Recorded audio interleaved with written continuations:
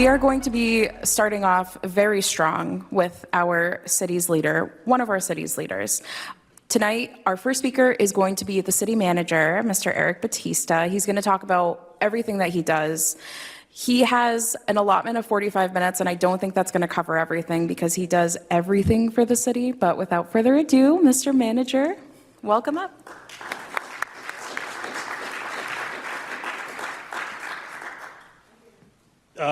They saved the best for last. No, just kidding. Just kidding.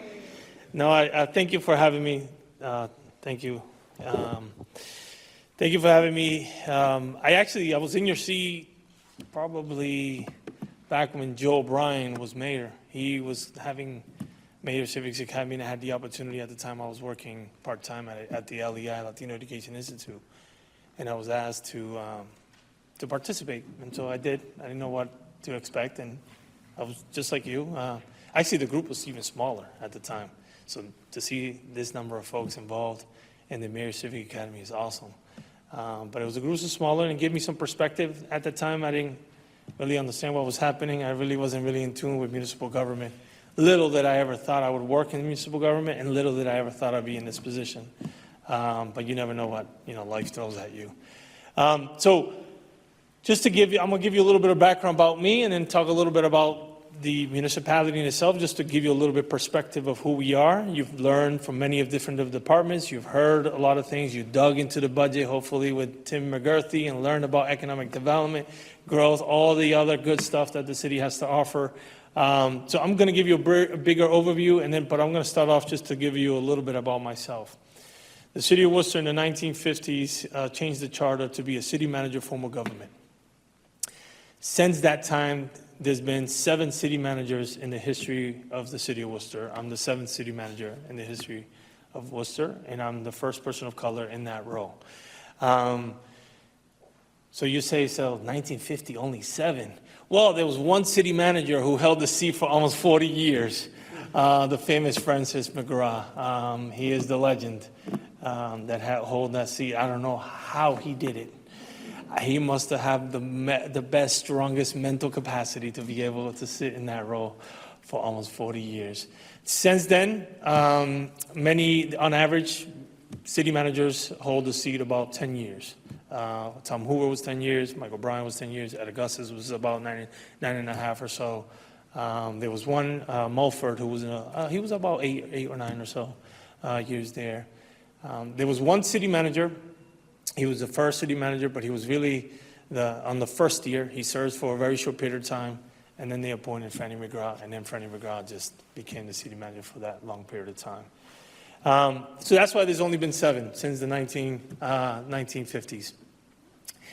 The city of Worcester has 17 departments. We have 17 overall departments. That means that there are 17 cabinet members who report directly to me.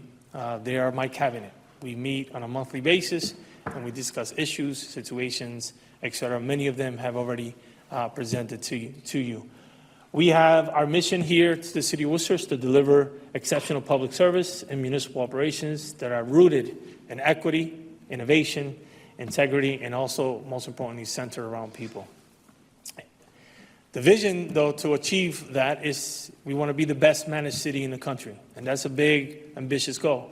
And why to be the best managed city in the country is because city manager form of government, city manager, I want to present the best managed city to all of you as residents.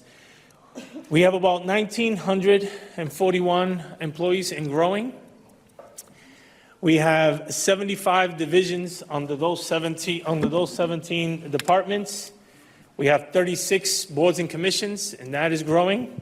And then we also have 177 board and commission members. And then we have about 61 buildings and facilities that the city has to manage on a regular basis regarding,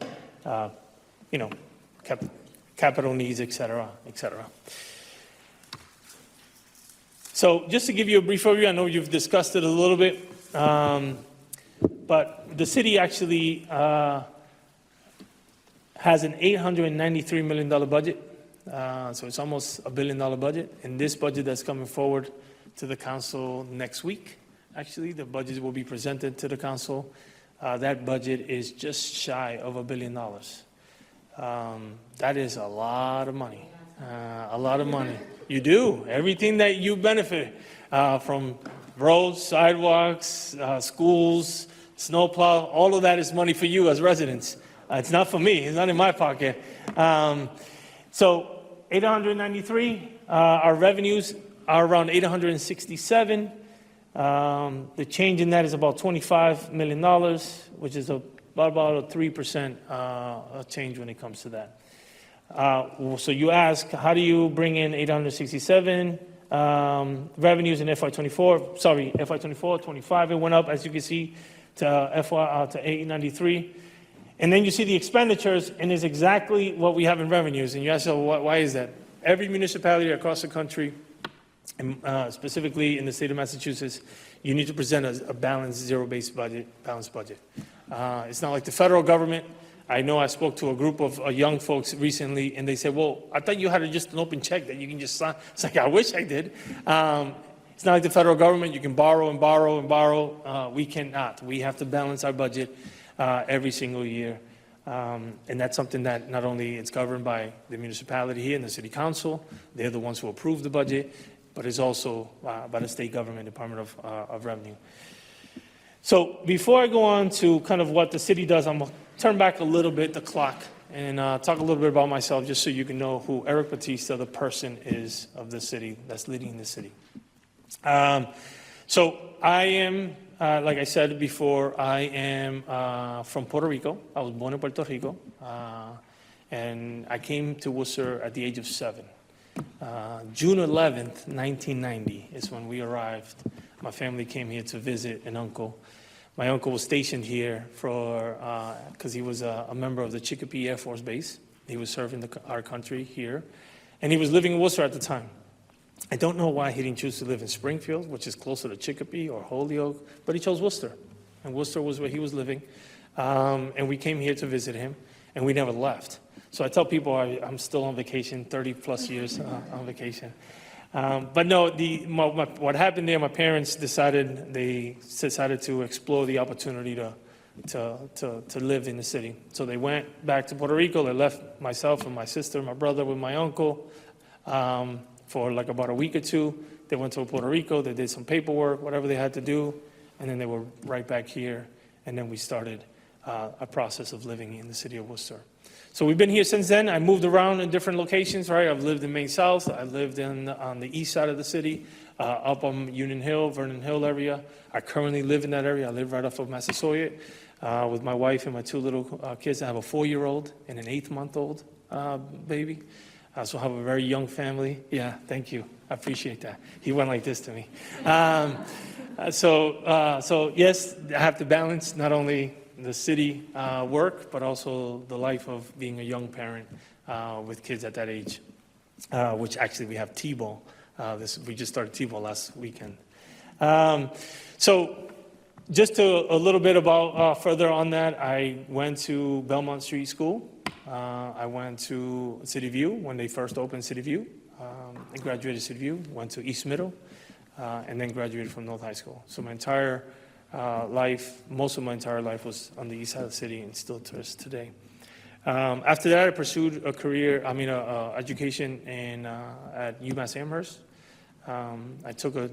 Before I went to UMass Amherst, I took a little bit of a sidestep and I went to a school called New England Tech in Warwick, Rhode Island. And it was, I was looking to pursue a career in architecture engineering, so I got an associate's degree in architecture engineering. The only reason I was pursuing architecture engineering, even though I didn't like it, it was because my dad wanted to be an architect and his parents never let him be an architect because they didn't have the means to be able to pursue education. So he became a barber. And so I went that route, got an 18-month degree, associate's degree, didn't do anything with it. Then the towers dropped. 9/11 happened in our country. So now I was trying to figure out life, and I ended up working for the YMCA for a period of time, part-time, doing fitness instructions at the gym there. So that's where I got to meet a lot of people. And it was my first introduction to people that I just never met in my life. I got to meet at the time David Rushford, former city clerk. I got to meet Joe O'Brien. I got to meet a bunch of people who were just members of the YMCA who would just go in the morning. And I had it was a great job, but it was tough. Because can you imagine a 20-year-old, 21-year-old have to wake up at 4 in the morning because you have to open the gym at 5 in the morning? Insane. Because a 19 and 20-year-old doesn't wake up at that time. And so that's why I spent the majority of the time doing that. But I got an opportunity to meet people. But I met an individual. His name was Rodney. Many of you know him. He works for our Quarterly of Life team, Inspectional Services Department. Rodney is a community person. He's also the voice in many of our sports industry. He's the one that does the announcer for the Holy Cross football games, basketball games, the Woo Sox, you name it. He's a great man. And so he then challenged me with a few questions. He kept asking me, why are you here? Why are you here? And as a 21-year-old, you're like, why? It's a job. I'm trying to make some money. At the time, I was making about $7.90. That's not big money. And so he kept challenging me and encouraged me to pursue education, further education. And so then at the age of 22, I transferred to UMass Amherst. And so that's where I pursued a career in economics, understanding economy. I like numbers. I like the social economics components. I was getting involved a little bit about working with young folks. So I wanted a career that I could probably give back. So I chose economics, research, understanding numbers, understanding economy. And I graduated there, but I didn't pursue anything that was, you could say, was rewarding. Pursue a career in finance. So I started to work at a company in Boston. It's called BNY Mellon, doing financial services there. Quickly realized that was not the career that I wanted to pursue. It was not impactful. It wasn't doing anything for anybody. Oh, probably some other people putting money in other people's pocket. But it wasn't really impactful. And then I had the opportunity. I met some folks here in the city who were starting a program, an Upper Bound program.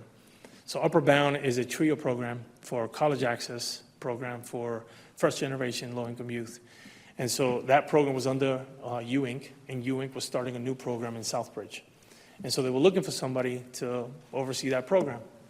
And so I applied for it. I took the opportunity there, and I got to work in Southbridge and learn a little bit about that community. And one thing that I quickly learned about Southbridge, I had no idea that it was a very highly predominantly Latino community. And me being a Latino, being there was something that I could then give back and identify myself with the young folks who were first generation low income like myself. So that led me to a pursuit of understanding the funding that was impacted at the time, because there was always issues about federal funding impacting that program. It's a federally funded program. So we spent a lot of time lobbying, whether at the State House or at the federal government, for securing the funding for TRIO programs across the state, but also across the nation. That gave me a little bit of taste of government, but I still wasn't quite engaged or wanted to engage in government. It wasn't until I made the decision, if any of you know, former CEO of UInc, Mo Boisvert, very smart man, did great wonders in building UInc and serving young people of the city. He encouraged me to pursue an MBA, or at least a master's degree. So I chose to do an MBA, and I got my MBA at Assumption College. But I left that job full-time, working with young folks, to go pursue. And at that moment, I was about 28 years old. I left my apartment, and I guess where I ended up? My parents' house. I went back to my parents' house to live with them, to pursue an MBA. About a year or so into the MBA program, I get a call from LEI, who is starting a new program called Enlace. They wanted to start a program for young boys and middle school-age boys that went through or were engaged in discipline issues in the schools and had challenges in trying to graduate middle school. For example, I had a young person there who was 15, about to be 16 years old, and he was still in 8th grade. And so there was challenges and things that he needed some support to be able to be successful and graduate and go pursue high school. And so they invited me to start the program part-time. That started 20 hours, then it was 25 hours, then it became 30 hours, then it was 32 hours. So now it wasn't really part-time anymore, but I was still doing my graduate program. And then another opportunity came where somebody sent me an email and said, hey, would you ever be interested in working for the city? And I said, what? The city? Why would I want to work for the city? I want to impact young people. Why would I want to work for municipal government? And so at that moment, I was 29 years old, about to be turning 30. And I'm seeing myself researching what's the city of Worcester, what's the leadership, and what is a city manager? Again, which is awful because I'm about to be 30 years old, grew up in the city almost all my life, and I have no idea what kind of form of government I have in front of me. So I'm glad that you're all here because you're taking the opportunity to learn, and then you take that back to the people that you're in your networks to say, wait a second, there's a government here that really impacts our day-to-day, that we need to be involved in that. And what does that mean? Because as a 30-year-old, I should be involved. I should know who my district councilor is. I should know who the city clerk is. I should know who the city manager is. I should know these folks so that when I have some needs, I can go to them and they can serve me and I can then know who I'm voting for. No idea. So I was researching and I came to find out who Mike O'Brien was and learned who Mike O'Brien was. So I remember in the interview process, I'm actually in the room with Mike O'Brien in his office, and we're having a conversation, and one of the questions at the end, usually when you're in an interview, everyone says, what's your last, do you have any more questions? Anything else you want to ask?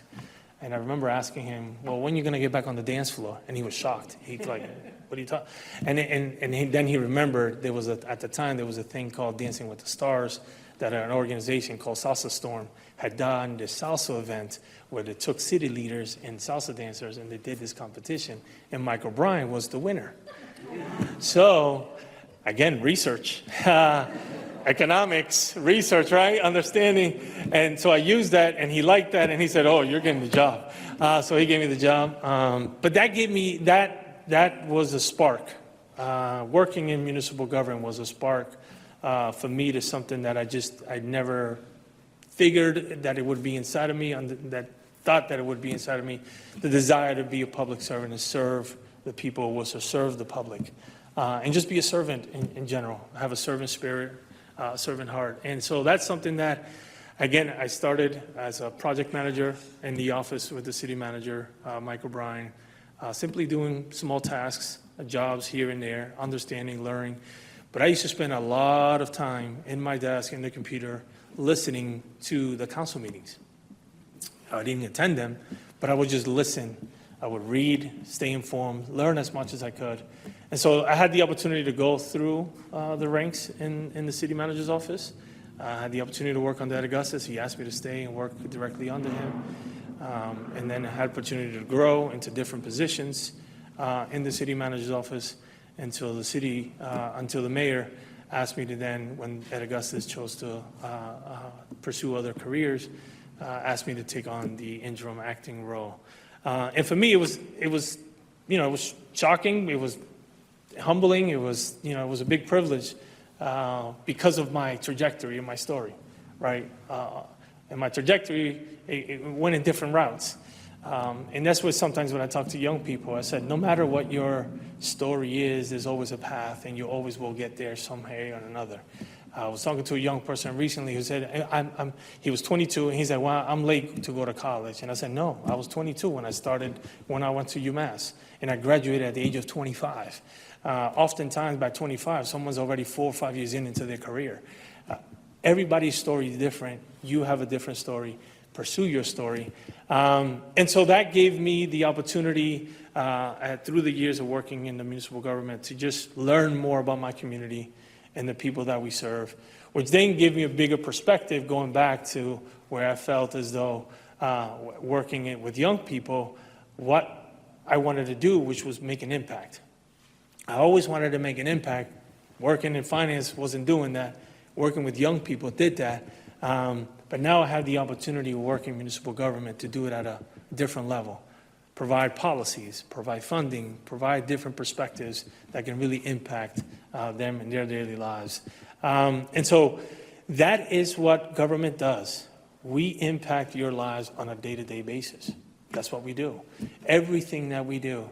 I talk to young folks and I try to because when you talk to third graders or fourth graders, how do you tell them about municipal government? They're like, all right. And so I try to bring it down to a place that it's more attainable for them and they can understand it. And these are some of the examples I use. And that might relate to you. And you might say, yeah, you're right. Municipal government does impact me every single day in almost every single angle. So I tell young kids, I usually do this exercise. I'm going to do it with you. How many of you brush your teeth this morning? Every hand should go up, right? When you turn on your faucet, there's water coming down. That water needs to be cleaned. I am responsible for that water. When you use the bathroom and you flush the toilet, that goes somewhere. I am responsible for that. There are people who work in the city that are making that responsible. When you get in the car and you drive outside and your roads are very bumpy, I am responsible for that. Yeah. I am responsible for that. When you want to go to stop at a restaurant and you got to stop at a meter and that is my responsibility in the city council. That's municipal government at work. And I tell the young people that, and then they start to realize, and then I usually make a comparison when you flush the toilet and that goes into the sewer. And then I say, like the Teenage Mutant Ninja Turtles, and they're like, yeah. I always say that's municipal government at work. People often think that it's something bigger, something that is so unattainable. But no, it's every single day. As soon as you wake up, municipal government is touching your life. And that's why I highly always encourage young people to say, you've got to figure out a way to get involved, stay connected, learn about who represents you, what district councils represent, who the mayor is, who the city manager is, who's around you, so that you know who to call, what are the issues, what are the things that can be represented for you, and what are the things that we need to do better, right? Those are the things that I try to articulate to them, that I want to continue to convey that message to you today, if you haven't gotten that. So just to give you a perspective, this is some, if not most, of the business streams that the city impacts you on a day-to-day. Educational facilities, it's our responsibility to build them and to maintain them. We got to fund them. And we have a mayor who is very committed to building Burnco. Our mayor, building Burnco, right? That means that under this mayor's leadership, we've built all brand new high schools in our community, right? That means that it is our responsibility, my responsibility as city manager, to fund that, to make sure that your tax dollars go a long ways, right? Stretch your $1, stretch as many ways that we can to support educational facilities. Utilities, water and sewer, I talked about it, water and sewer. Our water filtration plant, we own a number of reservoirs across central Massachusetts, which is extremely important. Our forefathers thought this through and they bought them. That was extremely important because, for example, the town of Shrewsbury cannot expand without more water. They need water because they don't own reservoirs. So they need cities like Worcester, town of Leicester, they need cities like Worcester to sell them water, because they don't have enough capacity. They don't own water, so they have to be able to. So water and sewer, very important for the city. Economic development, it's everything, right? From housing to business development, our small businesses, to neighborhood development, improving our neighborhoods, to planning, right? What gets supported, what not. Tonight, I believe there's a planning committee happening right now, going through development, developers trying to build, people trying to build designs, etc. Workforce development. We can't just be a bedroom community. We need to have jobs. People need to work, have places to go. And then you all need records. We all need records. I got married here. And marriage license. My kids were born here. I need birth certificates. That's Nico, right? His job, and he has a big job to deal with death certificates, business certificates, dog licenses, elections, you name it, right? Recreation and entertainment, parks, lakes and ponds, golf, DCU, the DCU Center. We own the DCU Center. We have to maintain it. We have to pay for the infrastructure of the DCU Center. A lot of money goes there. The golf, we have a municipal golf course. It's a beautiful golf course. If you haven't had a chance, go up there. It's great. Sometimes if you're sitting up there, you feel like you're not even in the city because how a grandeur and all the woods, and it's a great, great place. Lakes and ponds, we have tons of, we have 63 parks in the city of Worcester, 63.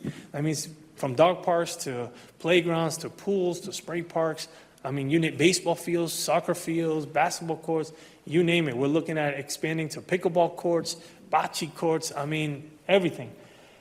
Waste management, street and sanitation, that impacts you every day. Our streets and picking up trash. Litter in our city. The library, where we get most of our resources, right? Where our young people go, where many of us go when we want to be able to have access to resources. Snow operations, right? I always say that any city manager is one snow operation away from their job because that is very important to the city of Worcester and to every single resident, is how do we perform in snow operations. Human services, right? Veteran services. There's veterans in this community who need supportive services.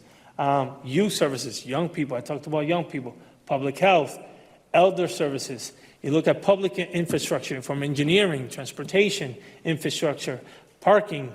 We have a lot of parking garages and municipal lots, and also the on-street parking of meters as well. Public facilities. This is a facility, a very old facility that needs a lot of work, a lot of maintenance. Public safety, police department, fire department, 911 dispatch, right?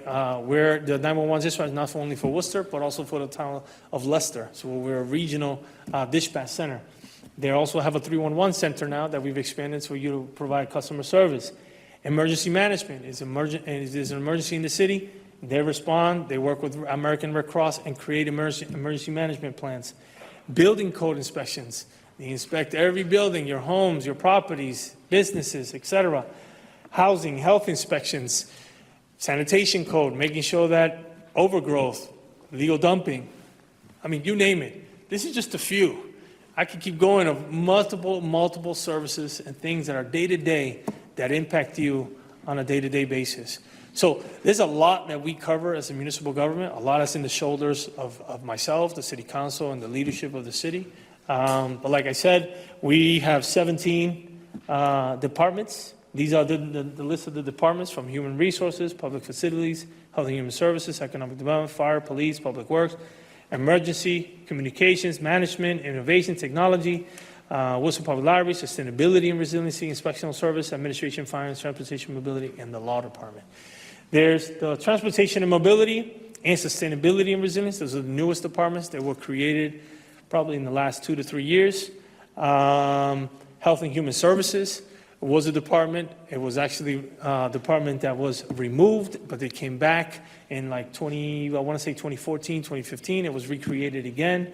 Public Facilities is a brand new department. It was all historically under DPW. Now that department is a standalone department that oversees all the facilities, including they're responsible for building the schools, brand new schools. So the Doherty High School, built brand new. That department, those engineers, those project managers, they manage from the beginning to the end those types of projects here in the city. So there's a lot that we do on a day-to-day basis. I could be here for hours talking to you, but one of the things that I like to do is engage in conversation. So I told you a little bit about myself. I gave you a little bit about the city of Worcester and the history of the city. And then a little bit about our departments and the day-to-day impact that we have in your lives. But now I want to turn it to you and give you some opportunity to ask me any questions, because I know many of you don't have an opportunity to ask the city manager questions one-on-one. So I'll go aside here, then there. You have a fascinating story. What part of Puerto Rico did you mention? The town is called Canóvanas. Canóvanas is the name of the town. So if you've ever been to San Juan, when you arrive in the airport, you're actually in Isla Verde. You're not in San Juan. You're in Isla Verde. If you go east towards Fajardo, towards the far east of the island, you're 2 towns away. But I grew up in the mountain. So I grew up around cows, chicken, horses. I grew up in a farm. My responsibility when I was young, actually, when I turned 5, 6, and 7, my job was to collect the eggs of the chicken coop. I hated it, but that was my job. My sister was to feed the pigs, and I think it was just the pigs. Yeah, but mine was to pick and collect the eggs. Yeah. Yes, yeah. So, two questions. Yes. One vision, one budget. I love the vision. How do you benchmark it and how do you measure it? Yeah, so during my leadership, we launched our strategic plan. It's a 5-year strategic plan that we've engaged. We did surveys to the public. I did a lot of community listening sessions. I took feedback from counselors and counselors' discussions, et cetera. Department heads contributed to that. And so what we created is a set of goals and objectives within the strategic plan framework. In addition to that, every department is responsible to create a departmental development plan that aligns to the strategic plan. What are the things that they're going to achieve that year, right? Because you have a 5-year strategic plan, you're not going to achieve all those things in 1 year. So every year in the budget, you'll see a departmental development plan that every department is responsible to submit. And so we have a tracker that will track that and how we're progressing and how we're doing within these goals and objectives. And then in addition to that, we are working through a process to implement performance evaluations for employees so that the performance evaluations of the employees are aligned with the departmental's goals, which then are aligned with the overall goals of the city. So that it impacts our community. So we want an alignment of those, but also it sets a level of accountability and checks and balances to make sure that we're performing on a day-to-day. Because eventually, you want to make sure that every dollar is being performed to the highest, right? And so that's what we're trying to build, that framework, to be able to show that what every employee does, that every employee also feels a sense of what I do impacts every penny of that budget, and how does that align to that. And in terms of the benchmark, is that kind of local, Massachusetts, or regional, northeast, national?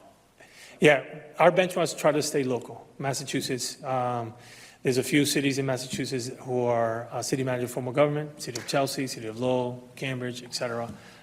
We try to benchmark ourselves in Massachusetts, and we try to compare ourselves in terms of how we're progressing in those areas. We know that we're the second largest city in New England, so we can't benchmark ourselves too much to like a New Bedford, right? But there's things that we can learn, right? New best practices, et cetera. But it's difference in terms of the outcomes of things that we want to achieve as a city that are comparable to someone like New Bedford. But we try to learn from that and try to build it in the plan. Yeah. I promise the budget question should be shorter. Yeah.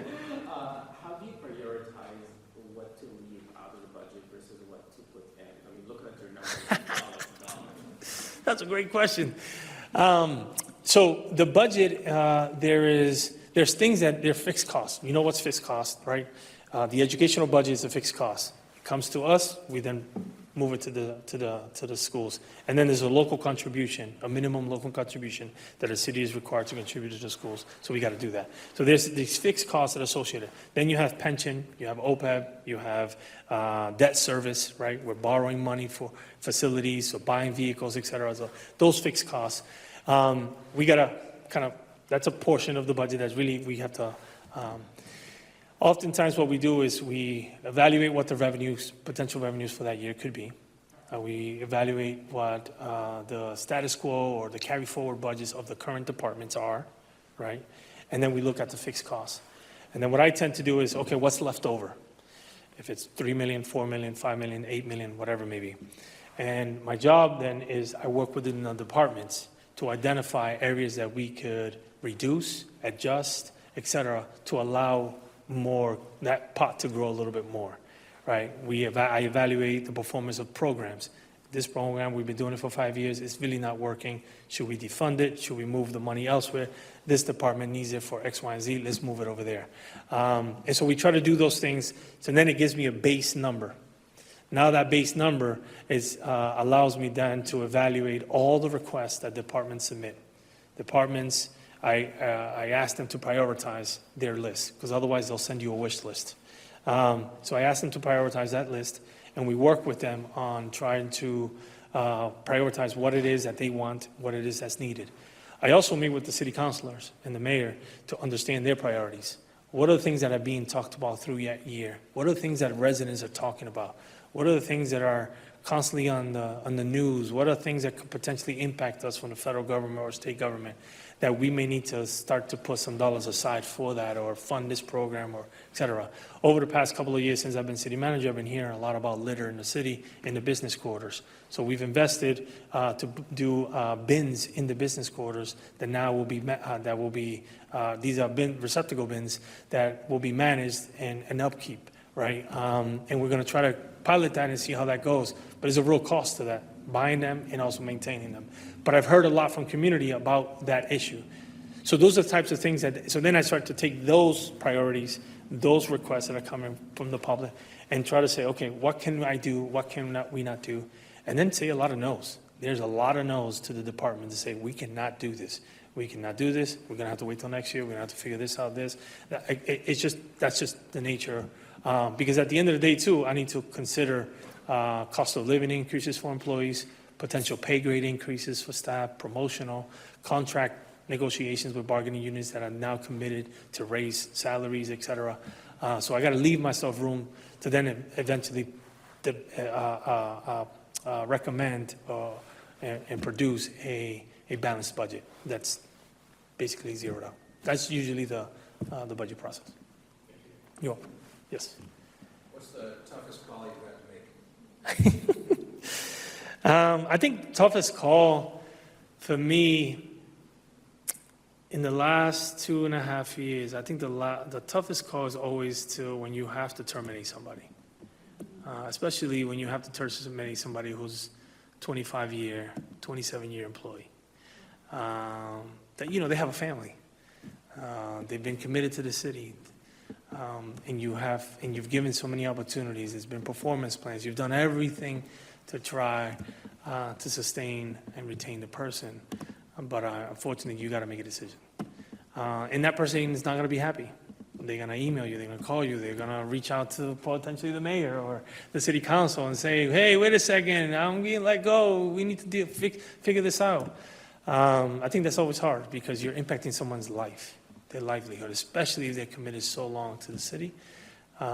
It's a tough decision sometimes on that. Whether it's a 25-year-old employee that's been in the city for 25 years, or an employee that's been with us for 2 years, or a police officer or a firefighter that we have to recommend termination and then go through that process. Because the thing is that sometimes the good thing, I guess I'll say the good thing sometimes, depending on the position that you're in, you have a union. And that union can also then come back and defend that decision. So then there's a negotiation process. Sometimes the right decision is termination. The union agrees, and termination it is. But sometimes the union has some points, and you're trying to negotiate, and then you come down to, I don't know, X amount of suspension, last chance agreement. You come up with some compromise in that. But that's the beauty of the process. But those are always tough when you have to deal with situations like that. Yeah. Yes. Percentage of the employees are unionized? I guess we have about 500, give or take, non-union. The rest are union. Oh, none. Yeah. We have a little over 500 are non-union, and the rest of them are union employees. Yeah. So we have 6 unions. We bargain with all 6 of them. Police has 2, fire has 1, and then there's 3 others who oversee and represent many of the other different departments. But the biggest union representation is in DPW and police and fire. But we have 6 unions, and so we negotiate with all 6 of them. Right now, we've settled all the union contracts until the end of FY26, I believe, FY25. So we're in a good place. Historically, there'll be like 2 or 3 years behind, and that creates problems because then unions tend to then go to use the politics to leverage what they want and what they need. And it's a challenge, right? Because now you're working behind 3 years, and they haven't received the cost of living increase. They haven't received a bunch of stuff that everybody else might have gotten, but they haven't, and it's been 3 years, and you're trying to come up with a package that really suits them and all suits us as management to get as part of the deal. But yeah, about 500 or so. Yeah. Yes, sir. According to what your client was saying at this point. Yeah. I think we're at a place where there's a lot of growth happening in Worcester. It has happened in the last 10 years. We know that from 2010 to 2020, we've had an increase of 14% increase in population in our city. Since 2020 until now, we continue to increase. We're close to 2,000 more people in our city. So Worcester keeps growing and is the highest population ever, I believe, in the history of the city. Is that correct, Mr. Clerk? And so because of that, that means there's a higher demand from all of you for government to deliver quality service and faster, because we live in an environment of technology that we want things quicker and faster. Historically, if there was an issue in the neighborhood, you might get a call from a city councilor, you may, hear from them, and you try to work with the department to resolve the issue. Now, that may not even happen. Now, you get a tweet or a Facebook message or something that goes out, everybody's commenting, everybody's providing their comments, et cetera, and now media is calling, hey, you have a comment on this issue? I'm like, I don't know what you're talking about, because social media takes a whole nother world. And then they want you to deliver the service, boom, right now. And so that creates a demand for municipal government to provide services faster, quicker, and at a high level, right? And so to do that, we need to rethink the way we do our services as municipal government. We have to think differently. We have to use technology, and we have to implement technology, and that's extremely difficult for an antiquated kind of system.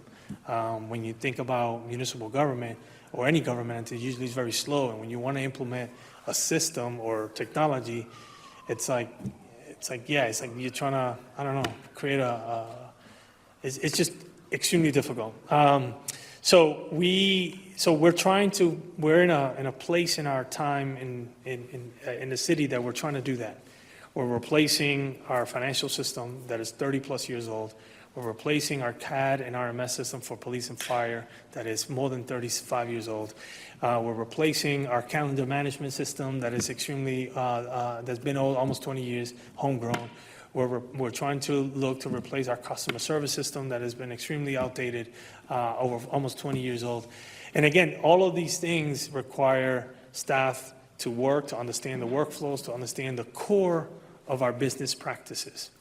And so when you dig deep to address the foundation of your home, it requires a lot of work, and it requires an ability for you to be, for you to take your time to analyze what you're doing, because again, if you do it wrong, then that house is going to crumble. It's going to come down. And we don't have the luxury to do that because it's impacting everybody's lives. And so there's a lot of systems that we're trying to improve. There's a lot of things that we're trying to, policies that we're trying to enhance, because our city is changing. People are changing. Demographics are changing. Demands for municipal government is changing. So we're adapting with it. So as the world is changing, we're also changing too, and we're trying to adapt. And so when I say we're trying to be the best managed cities, because I'm trying to manage all of this situations that's happening as we're trying to establish a solid foundation for the future of what municipal government could look like, with a strong financial backing, with a strong foundation, so that house won't be rocky later on. But it requires work, because the demand is there from all of you, from the public, from everyone, for us to perform at that level. On the good side of it is during our efforts and the previous efforts of previous city managers and the city council, they've been very intentional about the work, our financial integrity plan, which is about making sure that we are in a very good financial state as a city, and we are. You won't see us in this budget, or you haven't seen us go out there and request, or you won't see us for, I hope, for a long time, raising taxes or raising taxes to a level that, or overriding the Prop 2.5 because we don't have enough. We've built up a good reserves. We have our bond stabilization as the highest they've ever been. We have our trust funds are doing well. So like, it's basically saying your savings accounts are doing well. We're stabilized as a city, we're doing well, and the council and former city manager in our current administration is making sure that we sustain that. And that's important because, for this example, the city of Worcester has the 8th highest unused tax levy capacity. We are at $25 million. That means that I can tax all of you $25 million more every year. I can right now. I don't have, huh? No, we won't. We won't. Council won't let me either. But that is available. We have the 8th highest in the state at $25 million, right? That's a good thing for a community that says that's a community financially healthy enough that you can not have to do that. The city of Boston taxes almost to the max. City of Springfield at one point had $8,000 in the unused tax levy capacity. There are communities who tax to the max because they have no more room. They have no ability to save that cushion. We've been able to do it over the years. City Council has been very supportive in moving in that direction. So it sets us to a place that we can be sustainable, but we got to do a lot of work. And so that's why being the best managed city in the country is managing the challenges that we're trying to do in our municipal government, at the same time trying to sustain the financial and be good stewards of our finances as a city. I believe you were going to raise your hand. And if, with your permission, Mr. Manager, I'm hoping this will be the last question, Sure. just to be mindful of the time. Sure. Thank you. Yes. I think I've been reading some reports lately that the state government is trying to say, cover a lot of expenses. And there have been some suggestions that they're looking maybe to the cities and the towns to maybe raise tax rates. Yeah, so Did I hear that right, or is that just... yes, I'll explain what that means. So state government is looking, they're having challenges in terms of the overall state, raising enough revenue, bringing in enough revenue to support the expenses or the needs of the state globally in terms of the overall. And so they're making cuts or they're making adjustments, et cetera, at the state level. And so what they've done, or what the governor and lieutenant governor has done, is they're trying to move legislation that allows communities the opportunity and the option to raise certain taxes, whether it is sales tax, right? An option to so when you go to the restaurant, there are taxes at 6.25, but there's an additional local tax at 0.75. You can raise that. Motor vehicle excess tax, giving us the option to raise that as well. So they're giving us the option to do that. I've chosen not to do that as a city. I don't think we need to do that, and I don't want to do that because this is not the time for us to be putting our communities in that burden. Everybody's in a tough position now, and we don't want to compound to that. But that's something that the state is. So it's saying, okay, we may not be able to give you enough as a community, where our dollars are going to dwindle in terms of what give you, but hey, I'm going to give you an opportunity for you to raise taxes. It's kind of punting it, right? But I'm choosing not to do that because, like I said, I don't want to put that burden. And the council is very supportive of that. They don't want to put the burden back on the residents. Yeah. Now, I don't want to put the burden all on you, but please give the manager a round of you. applause. Thank you. Thank you so Appreciate it. much for being here. Thank you. Real quick. Now it's my pleasure to introduce my boss, one of the people who has changed my life, and I try to remind him that as much as possible, Mayor Joseph M. Petty. I can manage the slides for you, so that way you don't have to worry about it. Oh, Eric left, but he was so funny that he said, what did he say at the end? He had about $8 million to play with when the budget's all said and done. What do I do, Bronco High School? I have nothing left. But we get approved today for Bronco to the next step, so for Bronco High, so. And they may be looking to combine Bronco Middle with that, so it'd be great for the neighborhood up. We haven't had a vote for that yet, but that's our goal, so. So they're going to have, right now they have 2 plans for Bronco. One is to look at just the high school, one is to look at both schools, so. I just want to welcome everybody here to your last night here today, and thank you for participating in this. I hope you all had a great time. I want to thank my Chief of Staff, Aliana, and coordinating this. And I along with Nico Vangelli, our city clerk. And, okay, Claire and AJ, you were part of this all the time too, right? Yeah, whatever, but you do a great job, by the way. That city clerk's office is probably one of the best outfits that we have in city government. They do a really good job. And Joe O'Brien come yet, the former mayor? Joe was very helpful with this, and Jenny Pasil, the District 1 City Council, was very helpful in this too. So I want to thank them, and thank you for your participation, your feedback, all your great questions. I hope you had some good education, some fun. You get to learn a lot, and able to connect with some other community members here, and get to know one another, which is just as important when you walk out of here. Probably met people you never met before, and I'm hoping you made some good connections, and I hope you have some good opportunity to gain knowledge about how the city is run. And it's a little bit different than what you think until you come in here and see what we do. And like Eric was saying, one thing I'm proud of, a lot of stuff I'm proud of that we've done as a city council and as the mayor, is the finances. Eric mentioned that to you. We take it very seriously. The rating agencies give us high marks the last several years. We do borrow. In the high schools, South High was $200 million, it was $300 million.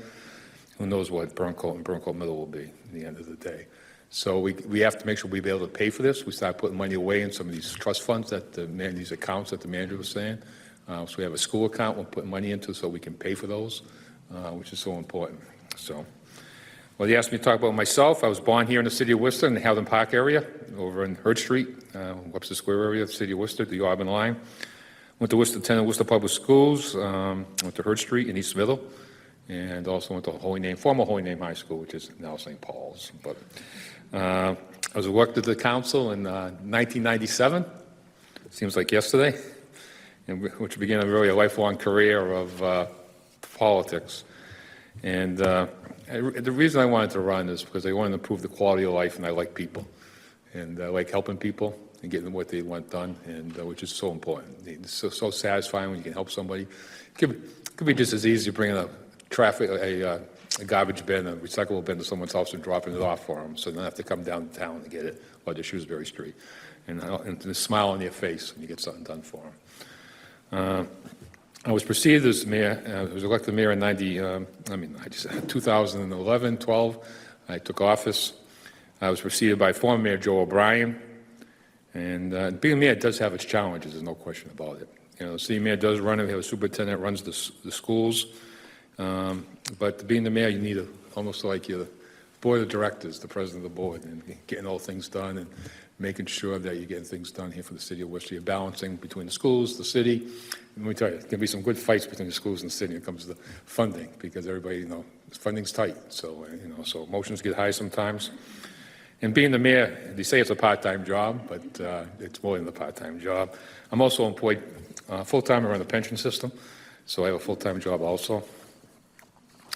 I'm supposed to talk about, Jenny Pasil was supposed to be here to talk about her as a district council, and unfortunately Jenny couldn't be here tonight. It's her daughter's birthday, so she was home probably, we got out of the council probably, knowing Jenny, so we got out of council at 11 o'clock. She was probably baking cupcakes at midnight, so that's the way she is. So I'm supposed to highlight her career, and I'd be very honest with you, I don't say this lightly, Jenny is one of the best city councilors. If you get to know her, I'm so upset about her leaving. She's leaving unfortunately, I'm not going to get into that, but she's the person that you call. She would be having coffee at your house the next morning. So I'm going to miss her greatly. Be prior to serving on the council, she served on the Citizens Advisory Council for 2 years. She also chairs the Veteran Memorials Parks and Recreation Standing Committee, and she sits as a vice chair of the Economic Development Standing Committee. And something I'm so proud to note that the Economic Development Standing Committee is all women-led. So I'm on that committee. The next slide, we have the role of mayor. The city runs on the Plan E form of government, meaning that the city manager is our city's CEO, and the mayor is the chair of the city council and the school committee. We often tell people that if we were a company, like I said earlier, city manager would be the CEO, I would be the chair of the board of directors, and I manage the constituent services like any council or school committee member would. So you like constituent calls, you try to respond to everybody, you try to get what, if you can do it, you try to do it for them. Also be able to use my experience and knowledge of history to bring people together and solve problems. I think what I've been able to do over the years is to bring people together. It's a little tougher in politics now. Things have changed a lot in the last few years. But bringing together was just so important because you can't get anything done as an individual. You could have the greatest ideas in the world, but if you have nobody supporting you, you're not going to get anything done. So it's good to bring people together. And also, I do a number of task forces that work to accomplish a lot of the goals. We have the Worcester Mayor's Mental Health Task Force. We have the and this was started probably back in 2000, maybe 14, 15, maybe a little bit earlier. It only came together, I put it together because nobody was going into the business, like psychiatrists, psychologists, social workers. So this is going back 10 years ago now. We had a concern that we didn't have anybody becoming psychologists, psychiatrists, social workers. And all of a sudden this grew, and we probably have 100 people, all different parts. Now we're trying to refigure it. We saw that after a while you saw that it was its luster, so we're trying to figure out how we're going to probably proceed in the future on that.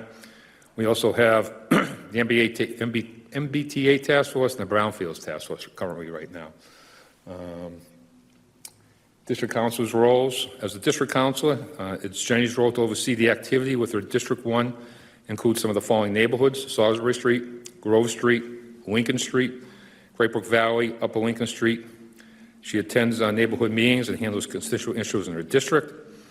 You got to really think about a district councilor. They probably represent, Eric said, we have about 211,000 people. We have 5 districts. So divide 5 into that, you're talking about 40 to 50,000 people she's representing by herself, with the at-large councilors. So that's a big role. I've always said that if you have a problem and Jenny's your district councilor, you can call her. And like I already said, she's at your house the next day, and she attends all the subcommittee meetings. She's probably one of the most astute persons that I know. She makes sure when she walks into a council meeting, she's read that whole agenda, and she probably drives every department head crazy because there's someone on that agenda. She's calling them and saying, "What does this mean? I don't agree with this, but I'm going to say something, or I won't say anything, but just so you know, I disagree or agree with this issue." And Nico probably could tell you too. Probably gets a lot of calls from Jenny on a lot of stuff on the calendar. Slide 5. Day-to-day operations of the mayor's office. We start about 8:30 in the morning. You open the doors. Sometimes it's a lot earlier. And our chief of staff is Eliana. I also have James, who's our assistant chief of staff. And Eliana manages the day-to-day operations. She thinks she goes home at 5:30, but she really doesn't. And this job, when you're in politics, let me tell you something. You can call Congressman McGovern. You can talk to any state representatives. You're working for a politician. Your days can go from 5 a.m. to midnight, sometimes even longer. So there's a lot of stuff going on in the city. People don't realize that, but when you have a good staff, it makes the city go better. Which is responsible for answering the phone, sending emails, checking the mail, attending meetings and events on my behalf, and serving constituents with different needs, various needs, and try to get to the office after work between 4 and 5. I get to the office around 4 or 5 o'clock. So they're running the place because I have another job. Then I get to the office and I work nights and weekends at the mayor's job. But I couldn't do it by myself, and need a good staff. We also use the afternoon evenings to hold meetings with different people. Sometimes it's hard to get on my schedule, but I try to get to everybody, have them come in to the mayor's office, or grab a coffee with people and get them on the phone. As I mentioned, we have the Mayor's Mental Health Task Force, the MBTA Task Force, the Brownfield. And I was going to go over the Mayor's Mental Health Task Force was created because we wanted to address ongoing needs of providers in the healthcare field, and also the nonprofits.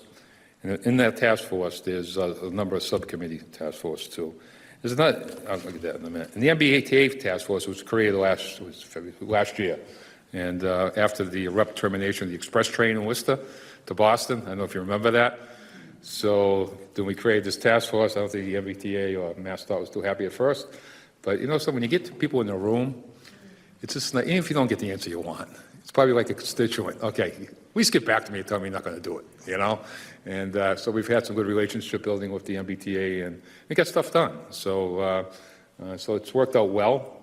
So we'll keep that up for a while and see when the next phase of funding is, what they're going to do in the MBTA. Hopefully we can get that quicker train back and forth. There's so many issues getting the express trains. Just not saying go do it. It's track, it's the lines, it's CSX, it's Framingham, and how busy the tracks are and how much traffic on the roads. There's another task force that we did, which it turned out, this was when I was city manager, Augustus was here. I asked him to create, and we worked together to create this youth violence prevention task force. It's still going on today. That one probably has a couple hundred people. There are a number of different subcommittees. We meet quarterly. The board does. It's about 15, 20 people in that to go over everything that's with our youth. When we're saying youth, we're talking anywhere from like 5 years old to 24 years old, if not older. We're trying to address individual situations with the schools, with the police. We have people from the court system there, probation in the room, housing people in the room, substance use disorder people in the room, to make sure they're getting the services they need. It's amazing what you can do for people. You know, you could identify, there's a lot of laws that prevent from us doing a lot of the work, a lot of privacy issues, but you get a student who's, all of a sudden you find out, well, he goes home alone by himself. There's nobody there at night for the student. He's by himself, or maybe he's got a drinking issue. And all of a sudden you focus on that student. You have a group of whole entire city of Worcester saying, we're going to help you, and which makes a big difference in that person's life. So, I know you've covered a lot of information. Since you're first class, I get to introduce myself to you, and so I hope you had some good fun, and we already learned a lot, and really get to know the city of Worcester. And it's a lot of good stuff that goes behind the scenes in the government. Sometimes, you know, government's probably more transparent than private industry, if you really think about it. We make a mistake, it's on the front page of the paper. Private industry makes a mistake. Maybe after a year or two, you get the story, you know. Government, people are looking all the time for you to make a mistake and let you know it. But I think Worcester, you're lucky, I think, with the government you have. I think the city manager does a great job. Someone we took a chance on. Someone who proved himself before we hired him as a city manager. He was in operations for 10 years, so he knows how to run the city of Worcester. And that's what we wanted. Superintendent, unfortunately, is leaving. Rachel Monterez, she was here for 3 years, and she's done a great job. And so we'll be talking about that tomorrow night in the school committee, how we're going to do it. And when it comes to replacements, I think it's the school committee's job and the city council's job. It's one of the most important jobs is to hire city manager, hire and fire city manager, hire and fire superintendent of schools. And whether it's process or no process, I think you're responsible at the end of the day if that person does a good job. I know we hired Mike O'Brien. We just hired him that night. And he worked out pretty good for 10 years in the city of Worcester. Somewhat at Augustus, too. And he was here for about 10 or 12 years. And Eric, same with Eric Batista. We started a search. It didn't go well. And the council got fed up and said, just hire the guy. And because it's, you know, he does a good job. So what are you going to get? Same with the superintendent. So the issues I think the school committee is struggling with right now in the community is that Rachel Monterez built the infrastructure, put an infrastructure in place, probably the first time ever, and it works. She has I know she goes, I'm doing a strategic plan. I just rolled my eyes. I said, another strategic plan? No. Then she made me a believer. Because every time she came, you could watch this, she has a report on tomorrow night, she'll tie into the strategic plan, what she's doing. So I think what the school committee and the community is really trying to reconcile themselves with is, do we want to go outside? Someone's going to change everything? Or do you want someone inside who knows the strategic plan and keep up the work that Rachel Monterez has been doing for the students and stuff? See? But I don't know if you have any questions or, yeah. I wasn't listening as fast as you were talking. It's not the first time I've done that. Economic Development Subcommittee is the first time it probably was all women. And we had, prior to that, we did for the DPW, I made sure it was all women in the DPW. That was like Kate Toomey was on that one, a couple other women. Candy Kaus is on there, along with, I forgot who the other part ED. Oh, Kate Toomey and Jen's on that committee. And Kate's led some all women too. We did economic development a few years back. It was all people of color. So that was a few years back we did that. to make sure they get good community representation, different way people think, and brings a different perspective. Any other questions? Yeah, I'm sorry, right here. What committee is currently forefront? Oh, one of the most important ones right now is economic development. They do a good job trying to bring housing. Housing is in that issue, and also trying to bring businesses here, the city of Worcester. That's a busy. Public Works is a very important one. George Russell is the chair of that committee. He's been chair for 10 years now, maybe longer, and so he knows it inside out.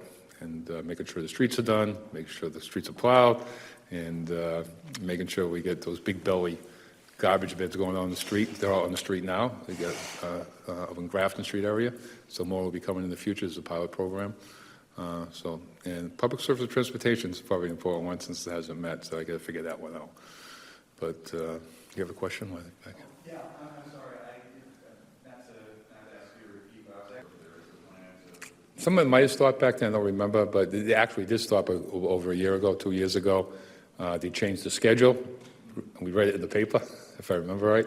And go, what's the, yeah, we go, what's this? And people were pretty upset. But even the express train at that time, it didn't get into about 8:30, I think. Is that right? Or something? So when you see, like I said, I took it every day. Yeah. Leave at 8. Yeah. And we get to South Station around 9:05 again. Because they needed to make some cuts. They're investing in the Boston transportation, I believe, and that's part of it. And they have a formula they use too, and pricing, and they follow that. But you know what our priorities are? Even that express train left too late, in my mind, because you want to be there at 8 o'clock. You don't want to be showing up to work after 9 o'clock, And coming home too. You wanted to get that. I think I used to take the 410 home. We would get them about 5:30, like you said, something like that. So, yeah. What's that? I just have one question. Is there a task force that you're going to put together? Yes. The question is, do we have a task force for housing the unhoused here in Worcester? We do. Well, we meet privately more than anything, even though we have one of the economic development subcommittee that also addresses that. Eric does it mostly during the day while I'm working, but they meet probably weekly, and they come and bring all the advocates for the unhoused and housing issues. We try to address that. And it's a tough issue to address. There's a lot of challenges on that, a lot of transients when it comes to unhoused. They're coming in, they're leaving, they're going to Boston, come back to Worcester, go down south, come back, and it's a lot of people and a lot of people come to Worcester because we have services. A lot of people go to Boston because they have services, and some of the surrounding towns probably say go to Worcester, So this is why the MP, what's that called? The MBTA housing program they have, or they're being sued over it, that you have to build housing. To me, that's not that hard, a certain percentage of housing. You have senior housing, for people. So there's a lot of ways you could really accommodate people. We need about 20,000 more houses over the next 10 years or so, next 20 years. Here in the city of Worcester to accommodate the growth. We probably figure in 10, 20 years we'll be up to 240,000 people. So, but we do it. But the unhoused is a huge challenge for us. It involves so much. It involves people are just down on their luck, lose their jobs, got unhoused. People who have mental health issues. People who are substance users, and sometimes they all interrelate, and sometimes they don't. Elderly is the biggest group of people going in the unhoused group right now in the last year, increasing in population. They're on the streets. So something we're seriously looking at. We have some tiny homes hopefully going to get built up on Stafford Street. We have 90 not for like a shelter, but the next step up, people who are ready to go into some type of supportive housing up on Oriole Drive off of Lincoln Street. And a lot of times when you have all these service and stuff, you always get not in my backyard. And, I understand where people are coming from. Worcester does a lot of work when it comes to social services. We have a lot of housing. And so, it's just not Worcester, it's going to be the towns too. A lot of people come here who are substance users, and they come here because they know if they overdose, they have a good chance of living, because we have a good system in place with the police, fire, hospitals, response teams. So Yeah, question in the back? We got time for 2 more questions. Okay. That's the struggle I was trying to mention earlier, what the school committee is going to struggle with, is do we really want to bring someone interim and do a search and change everything? And, because you're a superintendent, you have your own ideas, right? You're going to come in and change everything. So that's one way of looking at it. The other way, it's do a search, get the best person we can. So that's a year and a half. You know, that person wouldn't start until September of 2026. But meanwhile, we have all these programs that we all like. So do we just hire someone tomorrow night and get it? So the issue is going to be, does the school committee put an interim in and do a search, or do you do which I'm not a big fan of, a local search for 2 weeks to see who's interested? And I've heard from community members too who said, just hire someone tomorrow night. Like, who's good? Yeah, who wants to take but not just hire anybody, hire someone to believe what Rachel Monterey has done for 3 years is good. For the free busing, you mean? It's right now to June of 2026. And June of 2026, it seems to be working well. So if we can afford it, right now we're using in the last few years, a lot of ARPA money. Jim McGovern got us money last year. And so whether the cities can afford this going forward will be another issue in 2026. But it seems to work out, even if there's a minimal, nominal fee maybe, but right now people seem to use it, but services, it's one of those chicken and the eggs things, right? You know, until you get the people to use it, you really can't invest in it. So you can't invest in it until you have people, right? So right now we have people, so we're going to get reports on that and see where we're going with that, because that's going to be the future. I think you're really going to see less cars on the road in the future. Maybe it's 10, 20 years away. But you have to have a system that works. The United States has not invested well in public transportation, versus Europe. You go to Europe, they've invested well in public service transportation. So it's something that we've talked about for several years. I know Joe Biden, the president, he put some money away for transportation. I never know if he spent it or not. I just don't remember. But he put for transportation, for railroad service, several $1 billion, and I'm not sure if it ever went anywhere. So, okay. Well, thank you, and thank you. I hope you enjoyed yourself. Thank you, Mr. Mayor. Before I introduce our next speaker, I just want to recognize former Mayor Joe O'Brien, who joined us, and thank him for everything he's done for this program. Our next speaker, who's been the city clerk for 5 years here in the city of Worcester, Nico Vangelli. I met Nico. I don't think I even met him, though, but he was an intern in my office. I had my full-time job. Nico would show up from Holy Cross College and be an intern, and David Rushford, who was the city clerk at that time, wasn't shy about stealing people who were good. And so he grabbed on to Nico, put him in his office, and trained him, and this is where he is today. Please welcome Nico Vangelli. Thank you, Mr. Mayor. It's an honor to be part of the Civics Camp. As Mayor Petty said, it's been a lot of effort that been put by Eliana, by Council Pasillo, by former Mayor Joe O'Brien, Mayor Petty himself. So I want to thank you again for being part of the Civics Camp. It's important that residents here in the city of Worcester get to see, as you saw for the past 5 sessions, meet department heads, have questions answered, and understand better the process here every day that administrators here in the building are dealing with and the issues that we tackle every single day. So I want to congratulate you for sticking around for these 5 sessions, and it's almost over. But I want to introduce you to my department, which is the city clerk's office. What we'll do is I'll start with a quick intro about myself. We'll have AJ, who's the deputy city clerk, and then Claire Robbins, who's also the deputy city clerk. I have a great team here that supports me on a daily basis as we provide service to both residents of the city of Worcester and the city council as well. So I actually came here to Worcester in 2001. I was born in Albania. I don't know how many people know of Albania. It's in Eastern Europe. It's right next to Greece and Croatia. It's a growing population here in the city of Worcester. So I was 10 years old. Similar to the city manager, I have a similar story of coming from another country to the United States. Worcester was my first home, my second home after Albania.